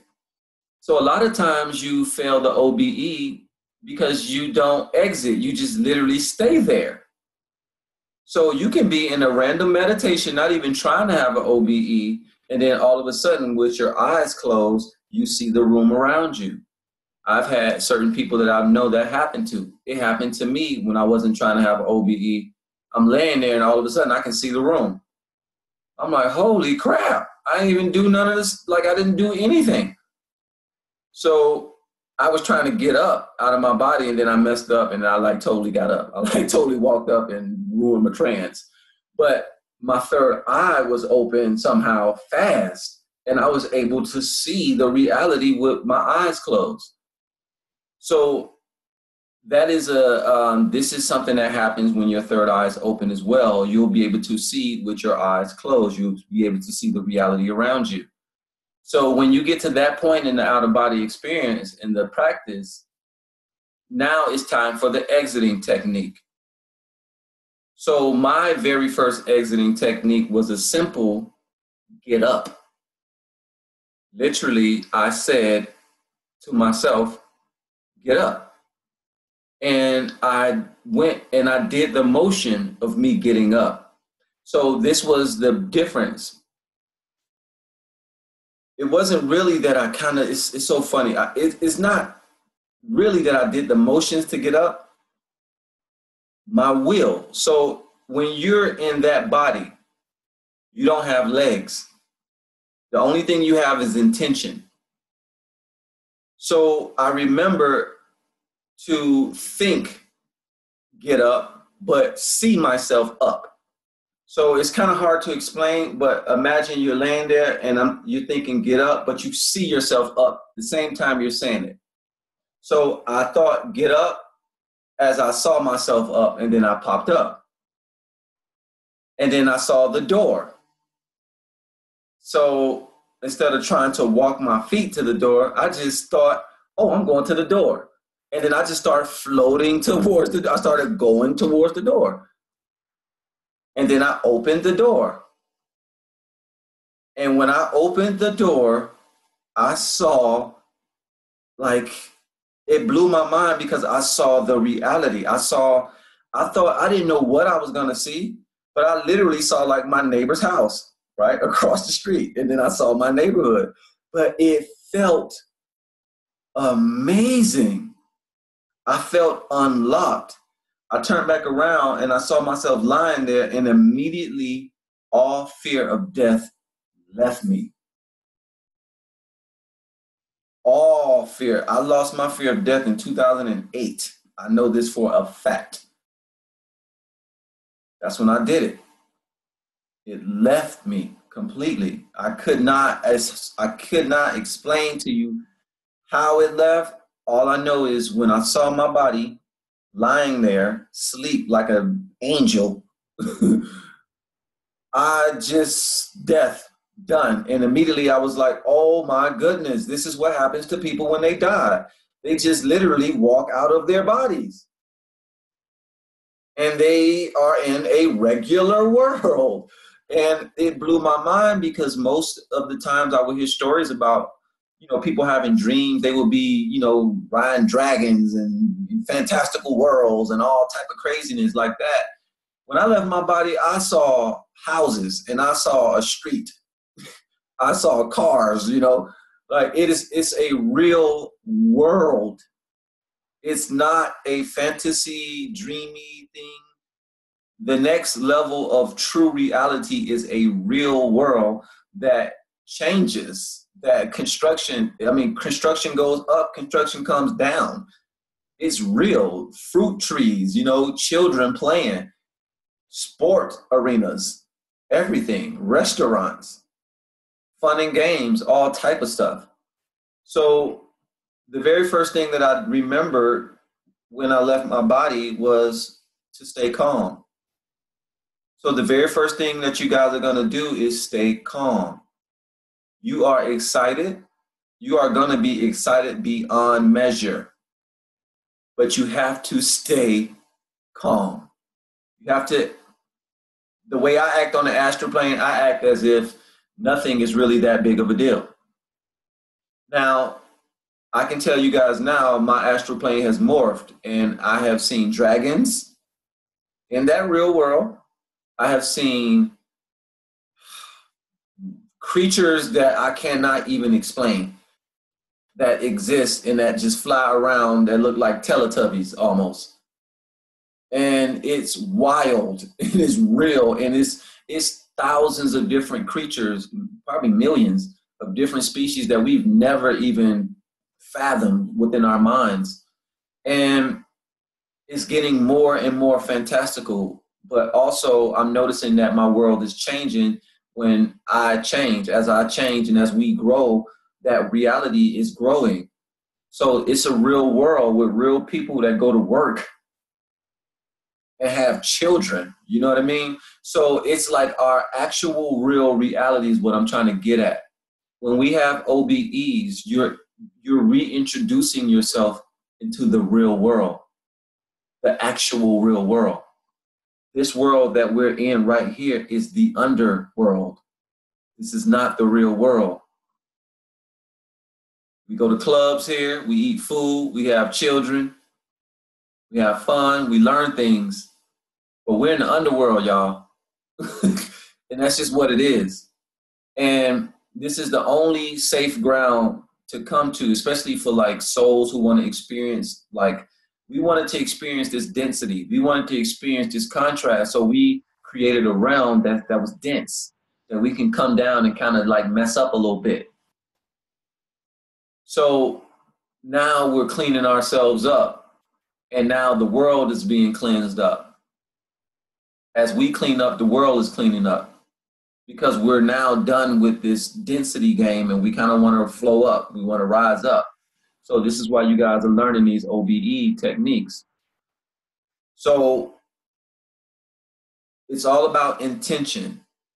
It's all about knowing and being and literally leading with your will when you are out of your body. So if you want to travel, you don't have to walk on the astral plane. You can glide, you can fly, but it's all based on will and energy. Will, energy, emotions. Will, aka intention. Energy, your emotional state.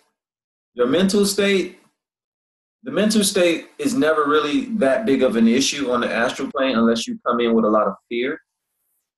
Because you're going to be so blown away by everything, you ain't going to be thinking, you're not going to really be thinking about enough. You're just going to be like, oh my God, what's that? What's this? What's that? I want to touch this. Is this real? I spend a lot of my times, y'all, in all honesty, the other day, I'm talking about 2 days ago, I had an OBE, and I was sitting there playing in dirt, picking the dirt up. I'm like, I can't believe this is real dirt in my hands. Like, I'm saying this on the astral plane. I can be flying around. I can be doing all type of like crazy. I'm up here bending down, picking up dirt, and just being amazed by how real this reality is. Because I know how everybody think that they're just in dreams. And they think it's, when you think about dreams and stuff, you think it's so like kind of woo. You don't think it's that solid. You don't think it's, you don't stop to listen to the flowers. You don't stop to bend down and dig your hands into the earth. So a technique to ground our energy into the astral once you leave your body, to stay there longer, is, guess what? Bending down to the ground and literally placing your hand on the earth. If you can dig into the earth, it'll be better, because you'll get the tactile feeling of the touch, and you'll anchor and you'll pull yourself into, you'll extend your dream. So sometimes we can be in dreams and you're exploring, and then all of a sudden you'll feel yourself dissolving because you're coming back to your body. When you're feeling yourself dissolve and the dream is starting to get dark, literally stop what you're doing, bend down and touch the ground. This is a technique to extend your dreams. I've done this I've done this one time. I had to do this about 20 times in a dream. I totally was extending my dream, and I did it. I was doing it for a long time. Every time I was feeling my dream, Wayne, I touched the ground, and it would come back, and I was like, "Ooh!" But eventually, it ain't gonna work, and then you're gonna get pulled back to your body because your body will be in a coma if you stay. You will be gone because you won't die, but if you on the astral plane for freaking 1,000 years, you're gonna be in this body sleep for like at least a couple weeks. And that's what a lot of those monks, if you ever heard of them, some of them literally, they go into a cave, no lie, and meditate, and they will be in there for years. They can be in there for I think one monk was 4 to 5 years I was hearing. In meditation, how do you sleep? For years, out of body. Once he's out of his body, whatever he knows, whatever technique he knows something to keep fueling his body. His body didn't even have to eat. So there's masters right now that will go and put their body, and this is just next level out of body experience, but I'm just giving you guys some of the benefits. When you start to leave your body, you start to break down the veil in between the realms. And there's masters out here that will put one body to sleep. So if I become master, when I become masterful enough, right, I can put this body to sleep, exit my body, and then I can go visit one of you guys in my dream body, and you wouldn't know the difference. Other than I probably will look super shiny or whatever. I'll be doing all type of magical stuff in your face. But I will still look like Kayvon.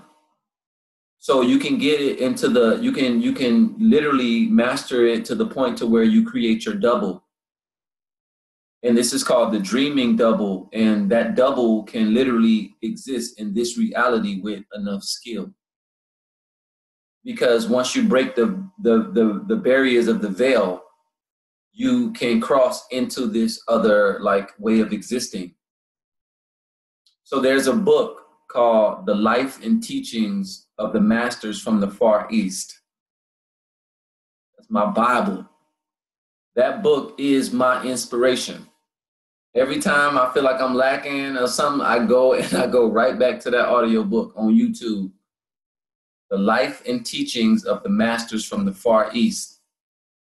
And they talk about these masters and these guys who they are pretty much walking around in their OBE bodies in the real reality, existing with everybody, and people thinking that they demons and all type of stuff because they can perform all of these miracles and magic tricks.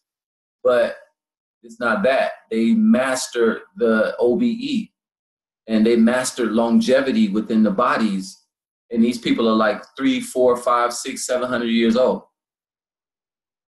So, you better believe those are my teachers right there. So you guys are following that path. You guys are getting teachings and energies from those type of masters that's kind of putting stuff through the channel, because that's the channel that I'm subscribed to. So this is why I'm so excited to share this energy with you all, because I feel like we're all going to be like walking immortal masters. Like, that's just where we're headed. So you guys, I just walked you through the OBE process so that you guys can be aware of what the potentials are. Now, can you get lucky, and will you, and not have to go through all of the crazy paralyzation and all of that? Yep. Yep. But it's all depending on your past life experience and what you are bringing on a soul level. If you have not been doing that, then 9 times out of 10, you're going to go through the paralyzation and going through the whole motions, because this is how we stop that fear. Because remember, guys, we are not used to dying, by the way. No matter, nobody remembers their death. Think about it. We can have 1 million past lives, right? They say we have all these past lives, but nobody remembers their death. Nobody remembers the feeling of dying. Doing this will give you the feeling that you need so that you can let it go. So that you can let go what transitioning means. And for some of us, even if we do transition out of our physical bodies, after you have performed the OBE, you are not in the incarnation wheel anymore. This is how we release ourselves from the incarnation wheel physically. Mentally, we can say and do mantras and do all type of stuff. If you want to physically release yourself from the incarnation wheel, you have to make it past level 1 of Super Mario Brothers. Because we're playing Super Mario right now, and we all are on level 1. And I remember when I played Super Mario 3 back in the days with my cousin. So you know I'm old school. Super Mario 3. I remember playing that game, me and my cousin, we beat the first level, right? You know, the first board, they have like a bunch of different boards with a bunch of different levels. We beat the first board and thought that the game was over. We thought that the whole first board of Mario was like the game. I'm talking about it took us a long time to beat the first board. It took us so long, we thought that the game was going to be over after we did that. This is how we're viewing life. We think that this life that we're living is the actual game in its entirety. So we take forever to play this first game. We take forever. We go from 0 to however old we get, and then we pass away or whatever. But we do that believing that this is the whole entire game. When this is just level 1. We're making it to level 2. But let me tell you guys, I was told that we're not even on level 1. We're like on a sub level. So we're like underneath the game board right now. We're not even on the game board yet. I literally jumped on the game board when I had my first OBE. I had no control over my life. I had no creative, co-creational input in my life. I was going by the whims of the wind, of the collective wind. Until I had my OBE and I lost my fear of death, it's like I gained entrance into another society. And it's a society of people who kind of get things done, who they're not afraid to express. They're not afraid to be who they are. They're not afraid to love and to be loved. And this is some of the benefits that comes, like you're not afraid anymore of anything. So you can become everything. Because at the end of the day, the only thing someone can do to you is kill you, right? But if you know now that when you're just going to walk out of your body and continue to walk out of the door, what is that? What did they just do? They just released you from the old freaking dense body and brought you into total God mode. So when you get this knowledge, you start to notice people ain't really trying to kill you no more. Because if they do, they're going to release you into your godhood. And you came down here to be not so much godly because you wanted to experience the opposite so that you can learn more to become a better God. So we had to kind of leave a lot of our godly energy up on these higher levels. So if you get wind to this knowledge that I'm giving you today, the energies that be, they won't, the energy stops. Whatever that energy is that's trying to ruin your life or make stuff hard, it stops. Because if you die, it loses. You see, there's an energy in this reality that wants your energy.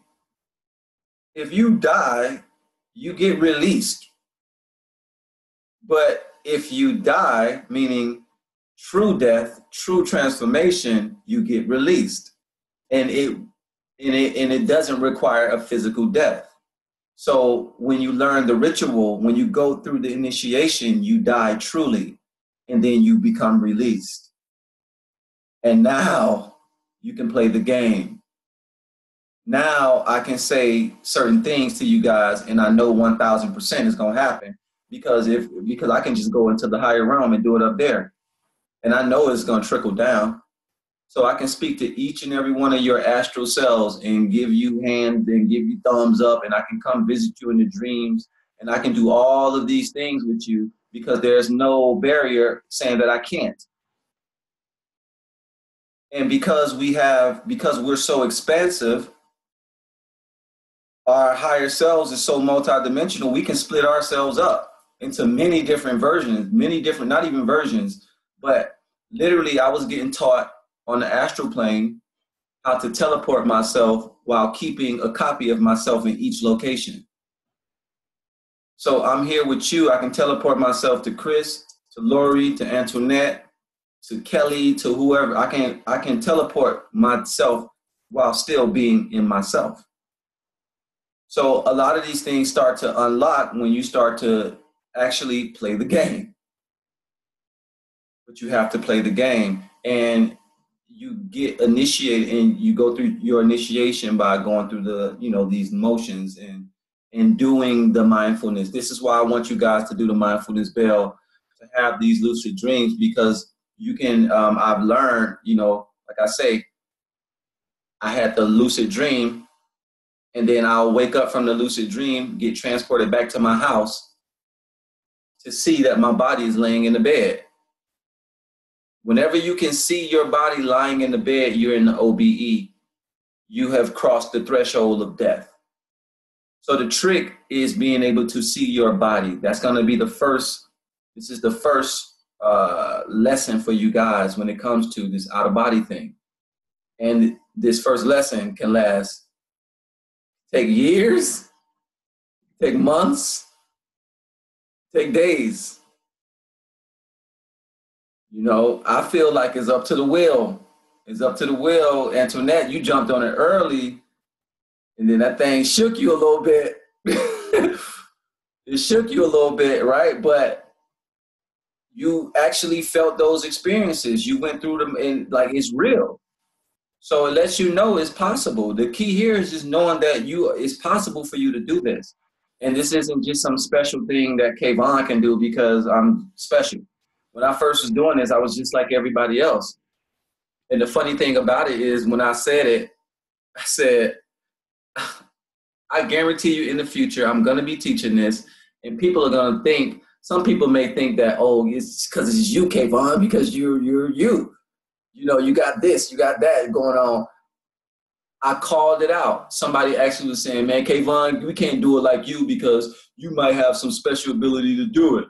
And I was like, man, I started off just like you. I literally started off like everybody. I didn't know all of this extra information. I was leaving my body not on purpose as a child. It was randomly happening. I didn't know what the heck that was about, and I didn't go through the death process thing. So I totally was still in fear of death and everything.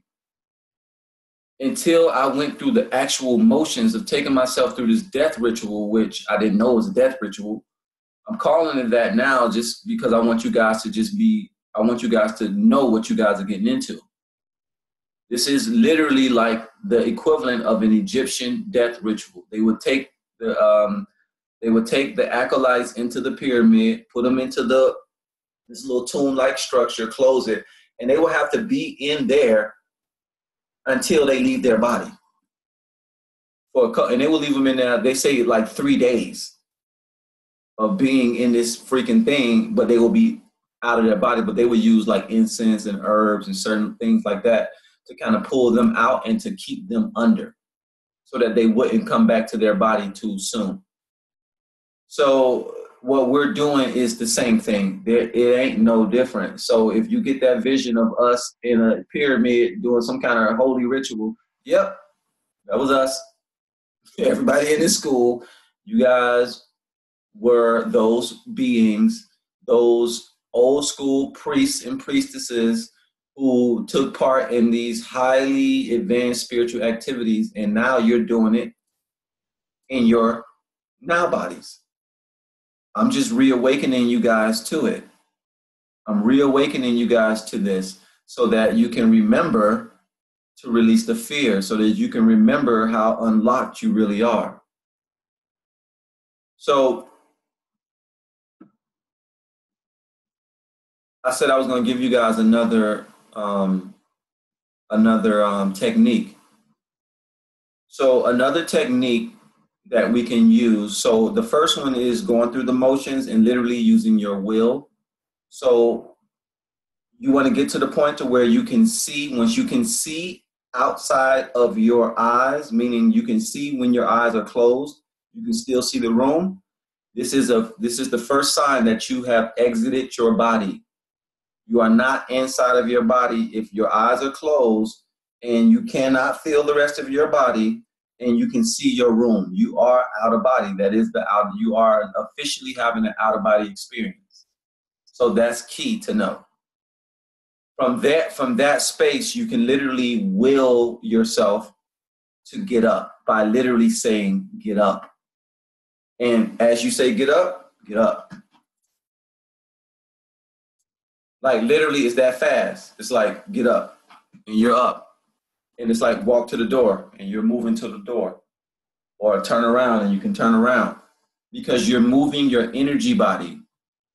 And for a lot of the time, for some of us, it may be the first time of us really moving our energy body.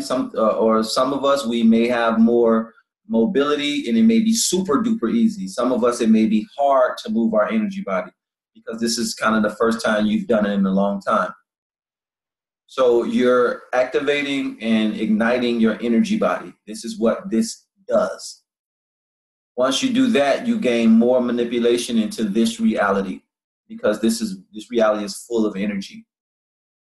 So I was talking about the rollover technique. This is the next one that I use. So I go through all of the motions of relaxing my body, and then I'm lying there. Now, you're going to get to the point sometimes where you're going to be lying there with your eyes closed, you're focused on your third eye, and it seems as if nothing is really happening. And you're just lying on your back. So what happens is my body knows that I meditate a lot lying on my back. So my body, it's super hard to trick my body into going to sleep when I'm lying on my back, because my body knows, oh, you're lying on your back, you just meditating, you're not sleeping, so I'm not going to paralyze. So what happens is you lie there and you wait until you start to feel achy. All right, Chris is, all right, Chris, good night, my brother. So you're lying there until you feel achy. This is the first sign. Literally, your body, you start to feel, you ever lay still in one spot for so long and you start to move and you start to like wiggle and all of that stuff.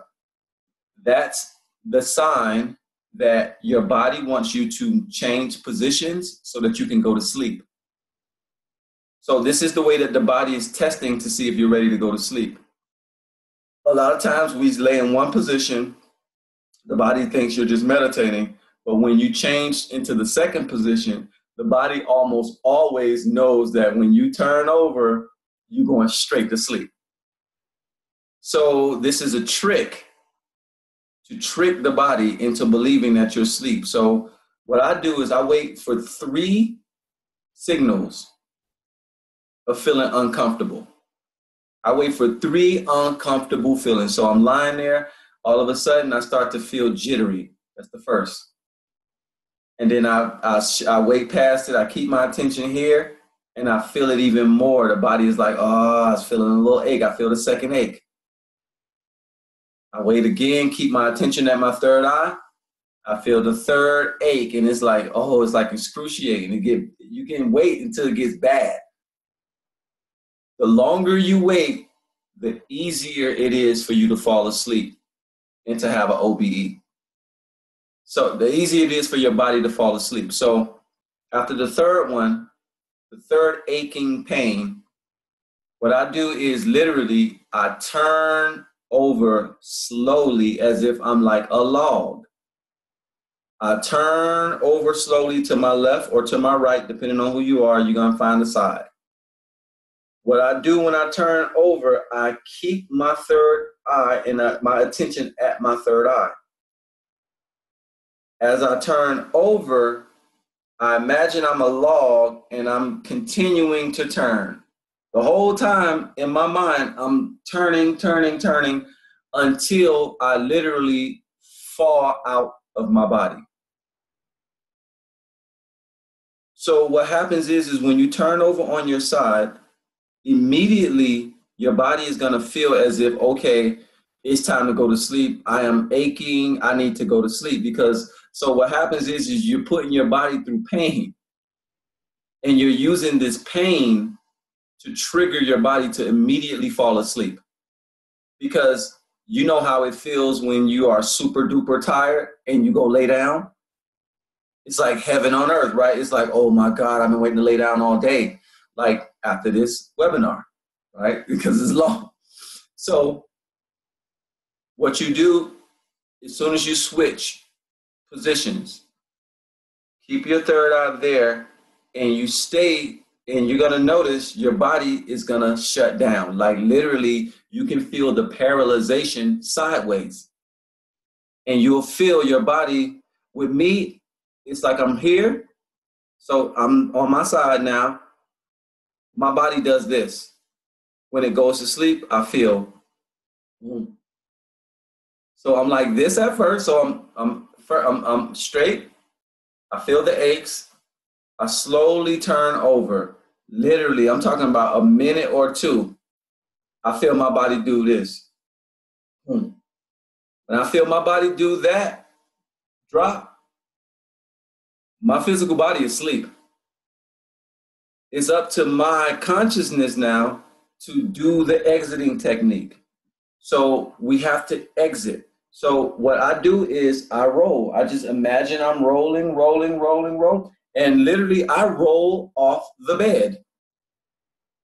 And this is important to do because you may, like when you're doing it, you might think that your physical body is going to roll off the bed. If you feel that your physical body is going to roll off the bed, then you're there. You're there. Your job is to allow yourself to roll and to continue to roll. You're either going to roll your physical body off of the bed and hit the ground, which you're not going to be all jacked up, hopefully, if your bed ain't too high. But 9 times out of 10, what's going to roll out is your astral body, because you already put your body to sleep. And you're not going to be able to really roll because you're going to remember you're just rolling in your mind. So when you roll over to your side, in your mind, you're feeling yourself do that. But sometimes it can be tricky and feel as if you're going to move your real body, but just move it anyway. I did it, and it always felt like, at first, it always felt like my body was going to fall off of the bed. And nope, it was my astral body totally like being dumped out. And I would just pop up off the ground and see my body on the bed and walk out of the room. Or what I like to do is I like to jump through windows. I don't know why I love jumping through the window like a superhero. But if it's a window in the room and we're all on the astral, I'm not going through the door. I am running. I'm going to run and like dive through the window. I always do that. So, but also you got to know I have no fear, right? So because I have no fear, I can go through the walls. I can go through the windows. Now that's a natural thing that we all can do. But let me tell you, it's weird. It's super weird to walk through stuff on the astral plane.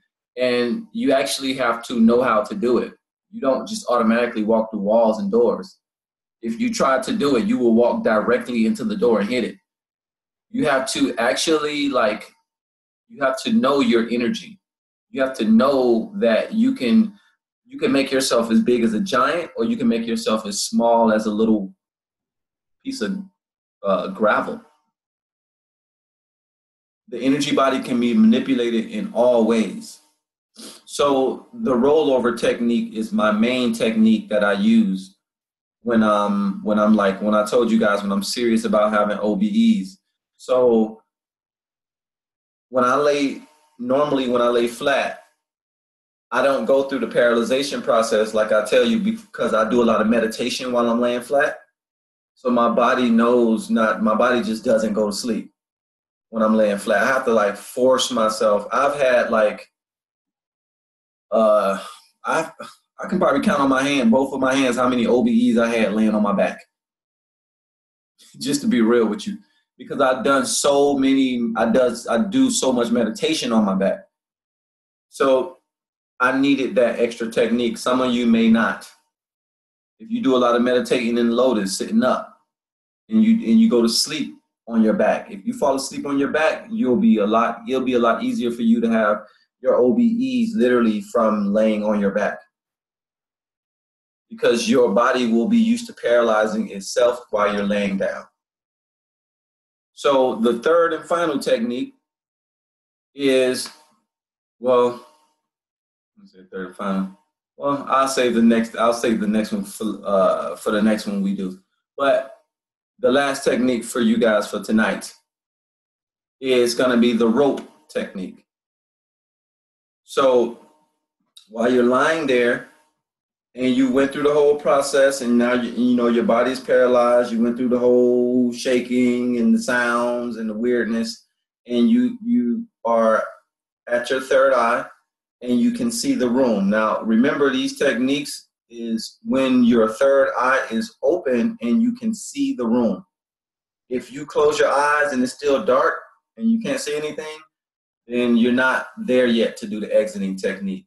And if you do the exiting technique before you can see the room around you, just to be real with you, you can leave your body. You can leave your body before you actually go through the motions. But you won't see anything. A lot of times it will be super dark because you haven't built up enough energy and momentum. So I've had instances to where I was being impatient and I left my body before my body was kind of, because, you know, I've been doing it for so long, I don't want to wait all the time I got to wait for my whole body to paralyze and go through all of this. So I don't want to wait sometimes. And I notice when I do that and I force myself out, because you can, after a while, you can force yourself out because it becomes literally like putting on clothes. So I force myself out, and I notice if I do it too soon, everything is blurry around me. I can't see anything. I'm walking blind around the house. And then I just wake myself up and wasted my OBE because I was blind the whole time because I didn't raise my energy up enough. So the third and final technique for tonight is the rope. So while you're lying there, you can imagine literally a rope, a cosmic rope that extends a couple feet from your body, and it goes up to the top of the roof of your room. So what you do is literally you imagine your astral hands coming out of your body, and you imagine yourself climbing up the rope. And as you imagine yourself climbing up the rope, what you're going to notice is you may start to feel sensations of yourself pulling out of your body. You'll feel the pull, and you can just continue to keep climbing up until literally you look down and you see your body. And you can kind of just swing off of the rope, or you can climb up through the rope and out through the roof and out into the reality and go about your explorations. So in review, you have your will that you can use. Once you reach a certain level of lucidity and you can kind of see the room, you can just will yourself out of your body by saying, get up. You can roll yourself out of your body once you reach a certain level of relaxation and, like I say, that achy feeling. So this is you tricking your body into falling asleep. Or you can lie there and you can wait for your third eye energy to open and imagine a rope in front of you or on top of you, and literally your imaginary astral hands, you want to imagine yourself climbing out of your body. And you want to keep doing it for however long it takes for you to leave. Now, once we get at this level, it's all intention. You have already made it. Your intention, your job is just to intend yourself out. You don't have to stand and look at your body. Some people, they can get stuck and fixated at looking at their body and spend the whole entire experience looking at their body. Your job is to look at your body once this happens and then turn around and walk out of the door into the world. The key here is getting your energy body out into the world so that you can break the veil. This is how we start to bust through the portals.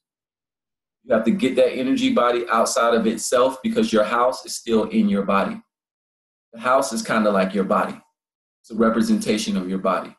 So once you leave your physical body, and then you leave the body of your house. Once you're there, and you're like there, you're like on the game board, you're like empowered, you feel the lightness, you feel everything. And when you come back to your body after that, you will not be the same. You just won't be the same. Things are different. You have way more awareness. And awareness on that level of the game is everything. And even here, having awareness is not everything down here, but it is a lot. Awareness helps us to just not be so stressed out. It can help us to really play the game genuinely because we're aware of the rules and regulations and we're not getting caught up. So I want you guys to practice those techniques. And like I say, you guys got some jewels dropped on you. Quantum jumping, going into that perfect body, just dealing with this. And also, tapping into this energy body, it amplifies your healing ability because now you're going to be, the more and more you start working with your healing, with your energy body, that's a lot of our energy comes from the energy, healing comes from the energy body. So we're tapping into that body, we're tapping into that essence. And the more and more you do it, the more masterful you become. So also when it comes to the quantum jumping and we're dealing with perfecting ourselves. So if you want to connect to yourself, that's for our older students, you want to connect to your younger self, right? You want to be in your youthful vibration. So you can quantum jump into the version of yourself who has mastered immortality and who is literally walking on earth right now as an immortal being. And you can feel the joy, you can feel the youthfulness start to return into your body and into your essence. And this goes for everyone. Like we can all tap into our immortal selves. And literally it's there. If you can imagine it, it's true. That's the trick of the imagination. Whatever we imagine is true. So all things are true because all things are imagined up. Removes all doubt when you believe that all things are true. One grain of doubt will stop your entire growth process. One grain of doubt. This is why I adopted the doctrine of all things being true. Because if all things are true, there's no doubt. I don't have to not believe. Somebody can be lying to me. And I still would say, oh yeah, that's true though. You lied, but that's totally true. Because as soon as you said the words out of your mouth, you created it. If the thought was there, it's a creation. It's just not true on this reality, but it's true on that plane of existence. So all things are true. So it opens us up to all things, zero separation. I want you guys to have a great night. Great night. I love you all. I forgive you all. I accept you all. I allow you all. So let's have some fun and let's attempt this OBE because I am ready for you all to jump across this threshold so I can do some group dreaming. Come on now. 3 semesters in, I'm trying to do some group dreaming. Which class is gonna do it? Or are you guys gonna wait to graduation until we all come together and we set up a group dreaming thing and we just waiting for that? But just know, I have already done successful group shared dreaming. So this is just the beginning for you all. But just know I've done that already. And I don't need any proof, 0 doubts. It's just I'm waiting for everybody else to do the work. And once you do the work, we can start having some real fun. So continue to do it. I know you guys are doing it and, be blessed and blissed. Oh, Catherine, you got questions? I just saw that. Sorry about that. I don't even know how long ago you said that. I know, I just said it. Okay. Okay. So I have the quantum jumping series. Like I have a workshop and 1 and 2. Mm-hmm. So do you have like a specific one that you like to go to for that? With Bert? Oh, like little? So Yeah. so I got his CDs I got him CDs like a long time ago. Okay. So I like literally 2009 is when I got them. I think that's when I got mine too, actually. Mm-hmm. Long time ago when they came out. So it's kind of like I don't listen to them anymore. One, because it disappeared from my computer, so I don't even know what the heck it is. But I was on YouTube, and he has like a lot of videos on YouTube still. Yeah. And I just was getting some, little refreshers or whatever. But I kind of integrated it already. I integrated it into just the way that I do my everyday things. So I don't really practice it anymore like that because it's integrated. That's the only way I can tell you. I kind of do it automatically. Right. And I also bought like Steve G. Jones. Have you, the Explorations, the Beyond the Body? Are you familiar with that? Mm-mm. Oh, okay. Whoa. Well, I bought a whole series on that. I didn't even open up the Explorations, the advanced version. I didn't even open it up because when I was practicing, like, first of all, he goes through a lot of protection kinds of meditations and things like that. Mm-hmm. Mm-hmm. And when my etheric body was coming out of my body, like it was kind of like you just kind of sit up. Mm-hmm. That's kind of how he does it. Yeah, I just felt it was kind of strange, and he likes to talk. He likes to hear himself talk, I think. So I got a little irritated with him. But I have had experiences where I go into the dream state, and I know I'm in the astral body, and it's very strange. And people like it, I mean, they're people that look like they're from other planets. They don't look very friendly. Like, where was I? See, and this is why I don't. If you notice, I didn't say one thing about protection. Yeah, I know. That's why I'm like talking. Yes. And the reason why is because I don't really want your attention on that. You see, when we put our attention on needing to be protected, then we go to realms where we need to be protected. So, so the key here is the intention that you go into, the intention that you have. This is why this is why I say we want to flood our heart energy, and we want to pull the heart energy up into the mind, because that's the protection. When you are in the light, nothing can affect you but the light. And most of those dark energies, they don't, like I say, they only exist on this certain level of the astral. So if you watch TV, right? If you watch television, and if some show has negative energy and you don't know how to like remove that energy before you go to bed, then a lot of times that energy field is still within you. And when you go to have lucid dreams and things like that, you'll get pulled in vibrationally into that realm. So the key is before you go to sleep and you're going to attempt this, you want to make sure that your energy is pristine. You want to make sure that you're cleaned out.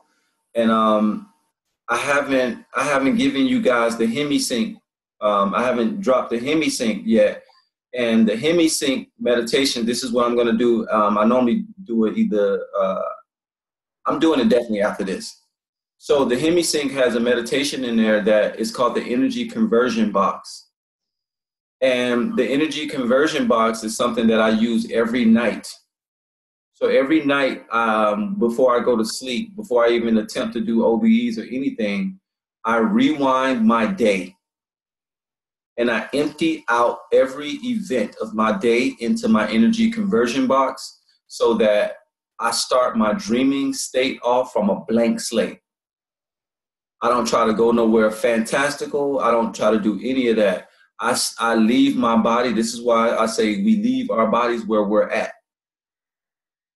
So you want to start off going just where you're at. And when you leave your house where your home is, now if you stay in a bad neighborhood, be prepared, because when you go outside, those negative entities live in your neighborhood. So you could have been some of the times, depending on where you live, you can be in a demon infested realm. So for example, I was living in the projects, and every time I would leave my body, there was a certain route that if I would go down where I knew certain people lived, demons lived over there. So literally I would leave my OBE, and remember, you go into the real world. So I didn't go into any other fantasy. I would see the projects, right? But the astral version. And literally I was seeing demons hanging out. You know how if you ever went to the hood area, a lot of times you go there, people be hanging out like on the corners, or they're hanging out on the porch, or just hanging out in front of the house. When I walked past when I saw, it was literally demons hanging around. So even where we live at, sometimes we live in these lower vibrational areas, and when we exit our bodies in the area where we're at. So what has to change is you.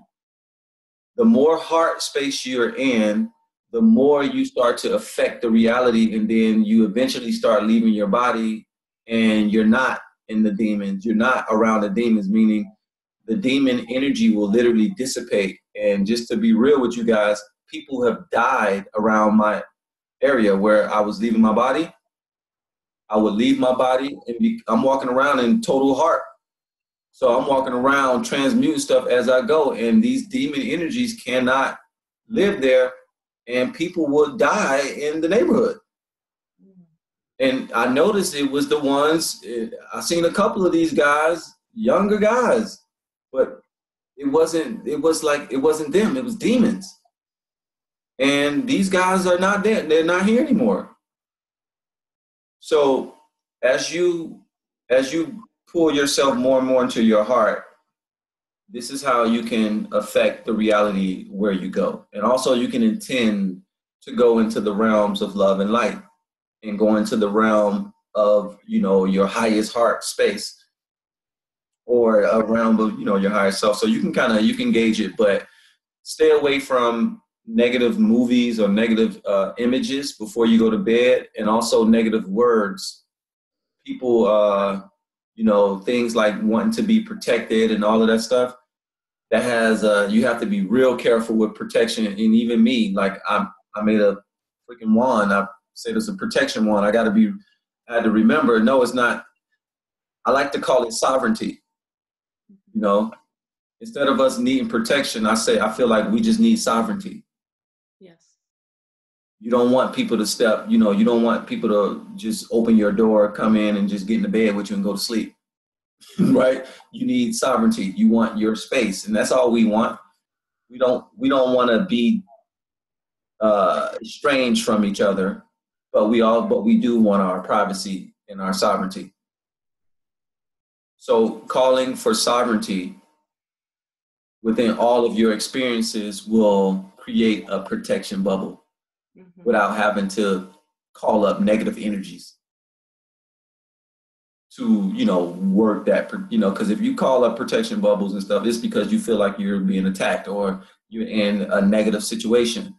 When a lot of the times we're not, we're just in our situations. Right. And so do you intend before you go on your journey to manifest things, like go there to do specific things so you can manifest things in the 3D, 4D reality or anything like that? You just go and play or what? I just go and play. Yeah. I totally go and play. And let me tell you, before I go though, I'm always trying to think of something. I'm always trying to think of things to do, just like what you say, like, oh yeah, let me go to the astral plane and, heal the ocean, right? So like every time I do and go, I have zero thoughts about the collective, zero thoughts about healing anything. I am in straight exploration mode, because when you first get there, your energy body has to get used to it. So all of these years, my energy body, believe it or not, I'm still getting used to the astral. Because I don't do big time explorations. I don't go to other planets.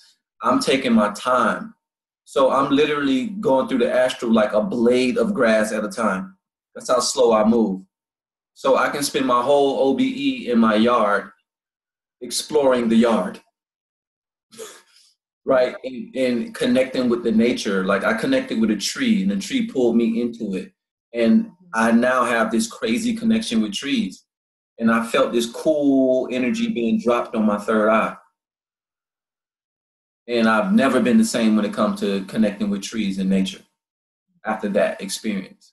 And it's because I'm like taking it very slowly on the astral and like stepping through it, stepping through that life, learning as much as I can while I go in complete peace. The most things that I see on my astral is children. Literally, every time I leave my body, I see children. So that's a sign to let me know that I'm in my Christ consciousness, I'm in my forgiving, I'm in my playful, exploring, curious mode, that higher self word. Yes. Yeah, Antoinette says maybe grounding and connecting to the higher self before bed. So yeah, yes, definitely grounding and connecting to your higher self before you go to bed I feel like that will give you some very positive shielding because that's the best we can do. That's the most we can do. Also knowing that you can't be hurt there is super important, because on the lower astral plane, you can be infiltrated, meaning you can be coerced into believing that you're hurt. And then you hold on to that, and then you bring it down and trickle it into this reality. So this is why you guys are learning self-leadership. This is why you guys are learning this work right now, because you all are going to be the beacons for the rest of the people out there they don't have a clue about any of this knowledge we're talking about. Right. And then when you go there, then you come back. I mean, you come back with this energy. Yes. And so you're just continually becoming more aware. Yes. And you're bringing it back. And that when you manifest from here and you just say everything's true and this is going to happen, it happens because of your awareness and your energy that you are embodying. Yes? Yes. And because you know it and you say it. Yes. That's how powerful our words are. Yes. So saying it out loud, like connecting to my higher self, this is what I say before every human design reading, before every webinar. I look in the mirror and I connect to my higher self until I see these little sparkles in my eyes. You can kind of see the light, can't you? It's not, it's not like I got a spotlight sparkling in my eyes. That's my higher self. Once we get into our higher self mode, our eyes literally light up. And you seem super bright on the inside, and you seem like you have unlimited energy, even though you've been talking all day long. So, yeah, great questions, though. Great questions. Thank you for asking those questions. Anybody else? Thank you. All right, look, everybody, look, I'm trying to go to bed. I'm like ready to break up with this world and go and explore. That's what I'm ready to do. Yeah. Look, that's the attitude. You know what I mean? Like the intention is to be lucid. The intention, and like I say, even if you don't have the OBE and you just get lucid, the lucid dreams, like you can get pulled into an OBE from a lucid dream. I have now learned that. That's a 100% fact. So it's all type of ways to get there. The lucid dreams are just a little bit more fantastical. That's how you know that they're like a straight dream. You know, you can be just doing crazy stuff. But the OBEs feel very real. And a lot of the times when you have your first OBE, you cannot fly. So if you try to go out and you try to fly and do all of this stuff, you may notice it may be a little hard. But pumping yourself with all of this energy, who knows? When I first did my OBE, I did not do all of this pumping myself up with heart energy or nothing. And when I tried to fly, the most I did was jump super high. But eventually I had to learn how to fly. So the out-of-body experience realm, you actually learn, you have to evolve. You're not a master, by the way. When you leave your body, you're not a master. Remember, you're just like level 1, or I would say level 2. But you will feel like a master when you come down here, though. You wake back up, you're going to start feeling more like a master every day. But when you go there, you know you're not a master. You just know. You can feel it. Yeah. Like I've gone to that astral plane and it feels like I'm floating across the ground. Like I'm not really walking. It's not like I have legs. I'm just kind of floating, but I'm walking along a path or something. Like I've had that experience. Yes, that's the energy body. Yeah. That's the energy body because you don't have legs. You're literally like an egg of energy. But when I'm on the astral plane, I walk around. I make my legs appear sometimes and my hands. And I walk around and just because I feel like it, because you waste a lot of energy. I feel like you waste, when I try to glide and fly, I lose a lot of energy. Now I'm at the level to where I'm learning how to conserve my energy on the astral. And I notice every time I do a magical feat, it's like deduction. And my dream is like 30 minutes shorter. And then I'm sitting up here trying to do all type of magical stuff. And then 2 seconds later, I'm out of my dream. I'm like, what the heck is going on? I just not realized this after years of having OBEs, that energy, when you do magical tricks and stuff, you literally lose energy. So being easy, exploring the realm, that's the best way to go about extending your astral adventure. Not trying to do too much at once, not wanting to see too much craziness at once, just go with the flow. And it'll start to the reality will start to open up for you slowly but surely.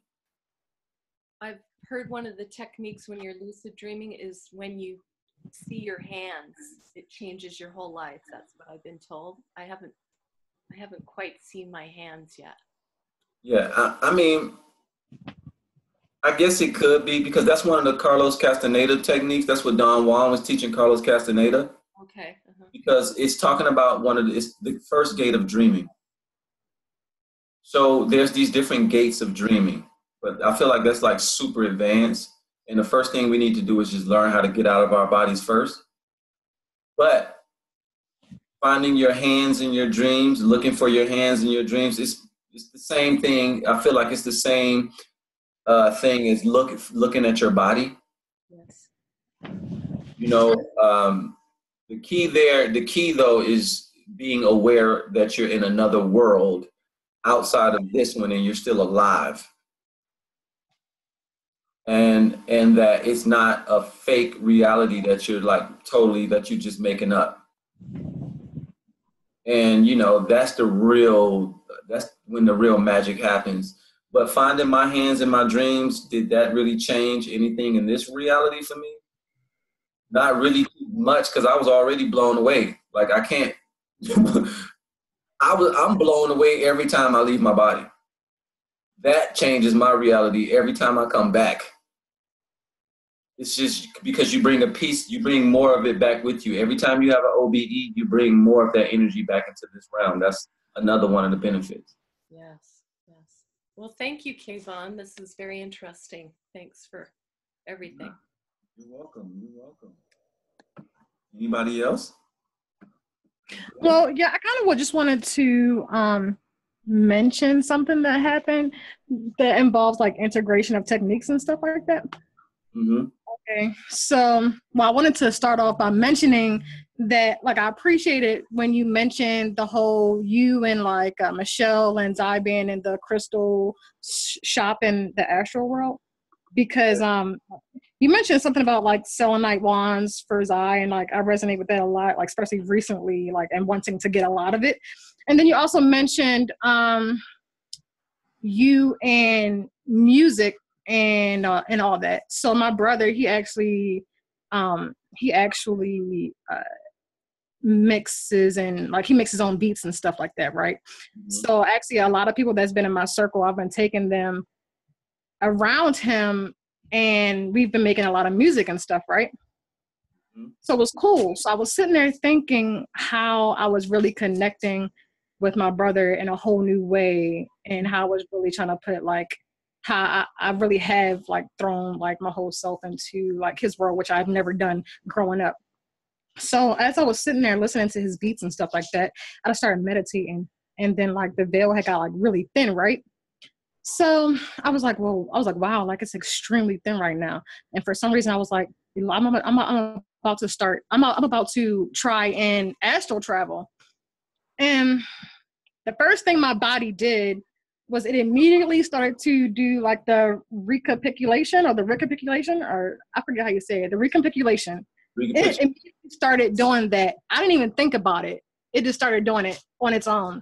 And my breathing just immediately slowed down to like, you know, do the back and forth thing with it. And it was really nice.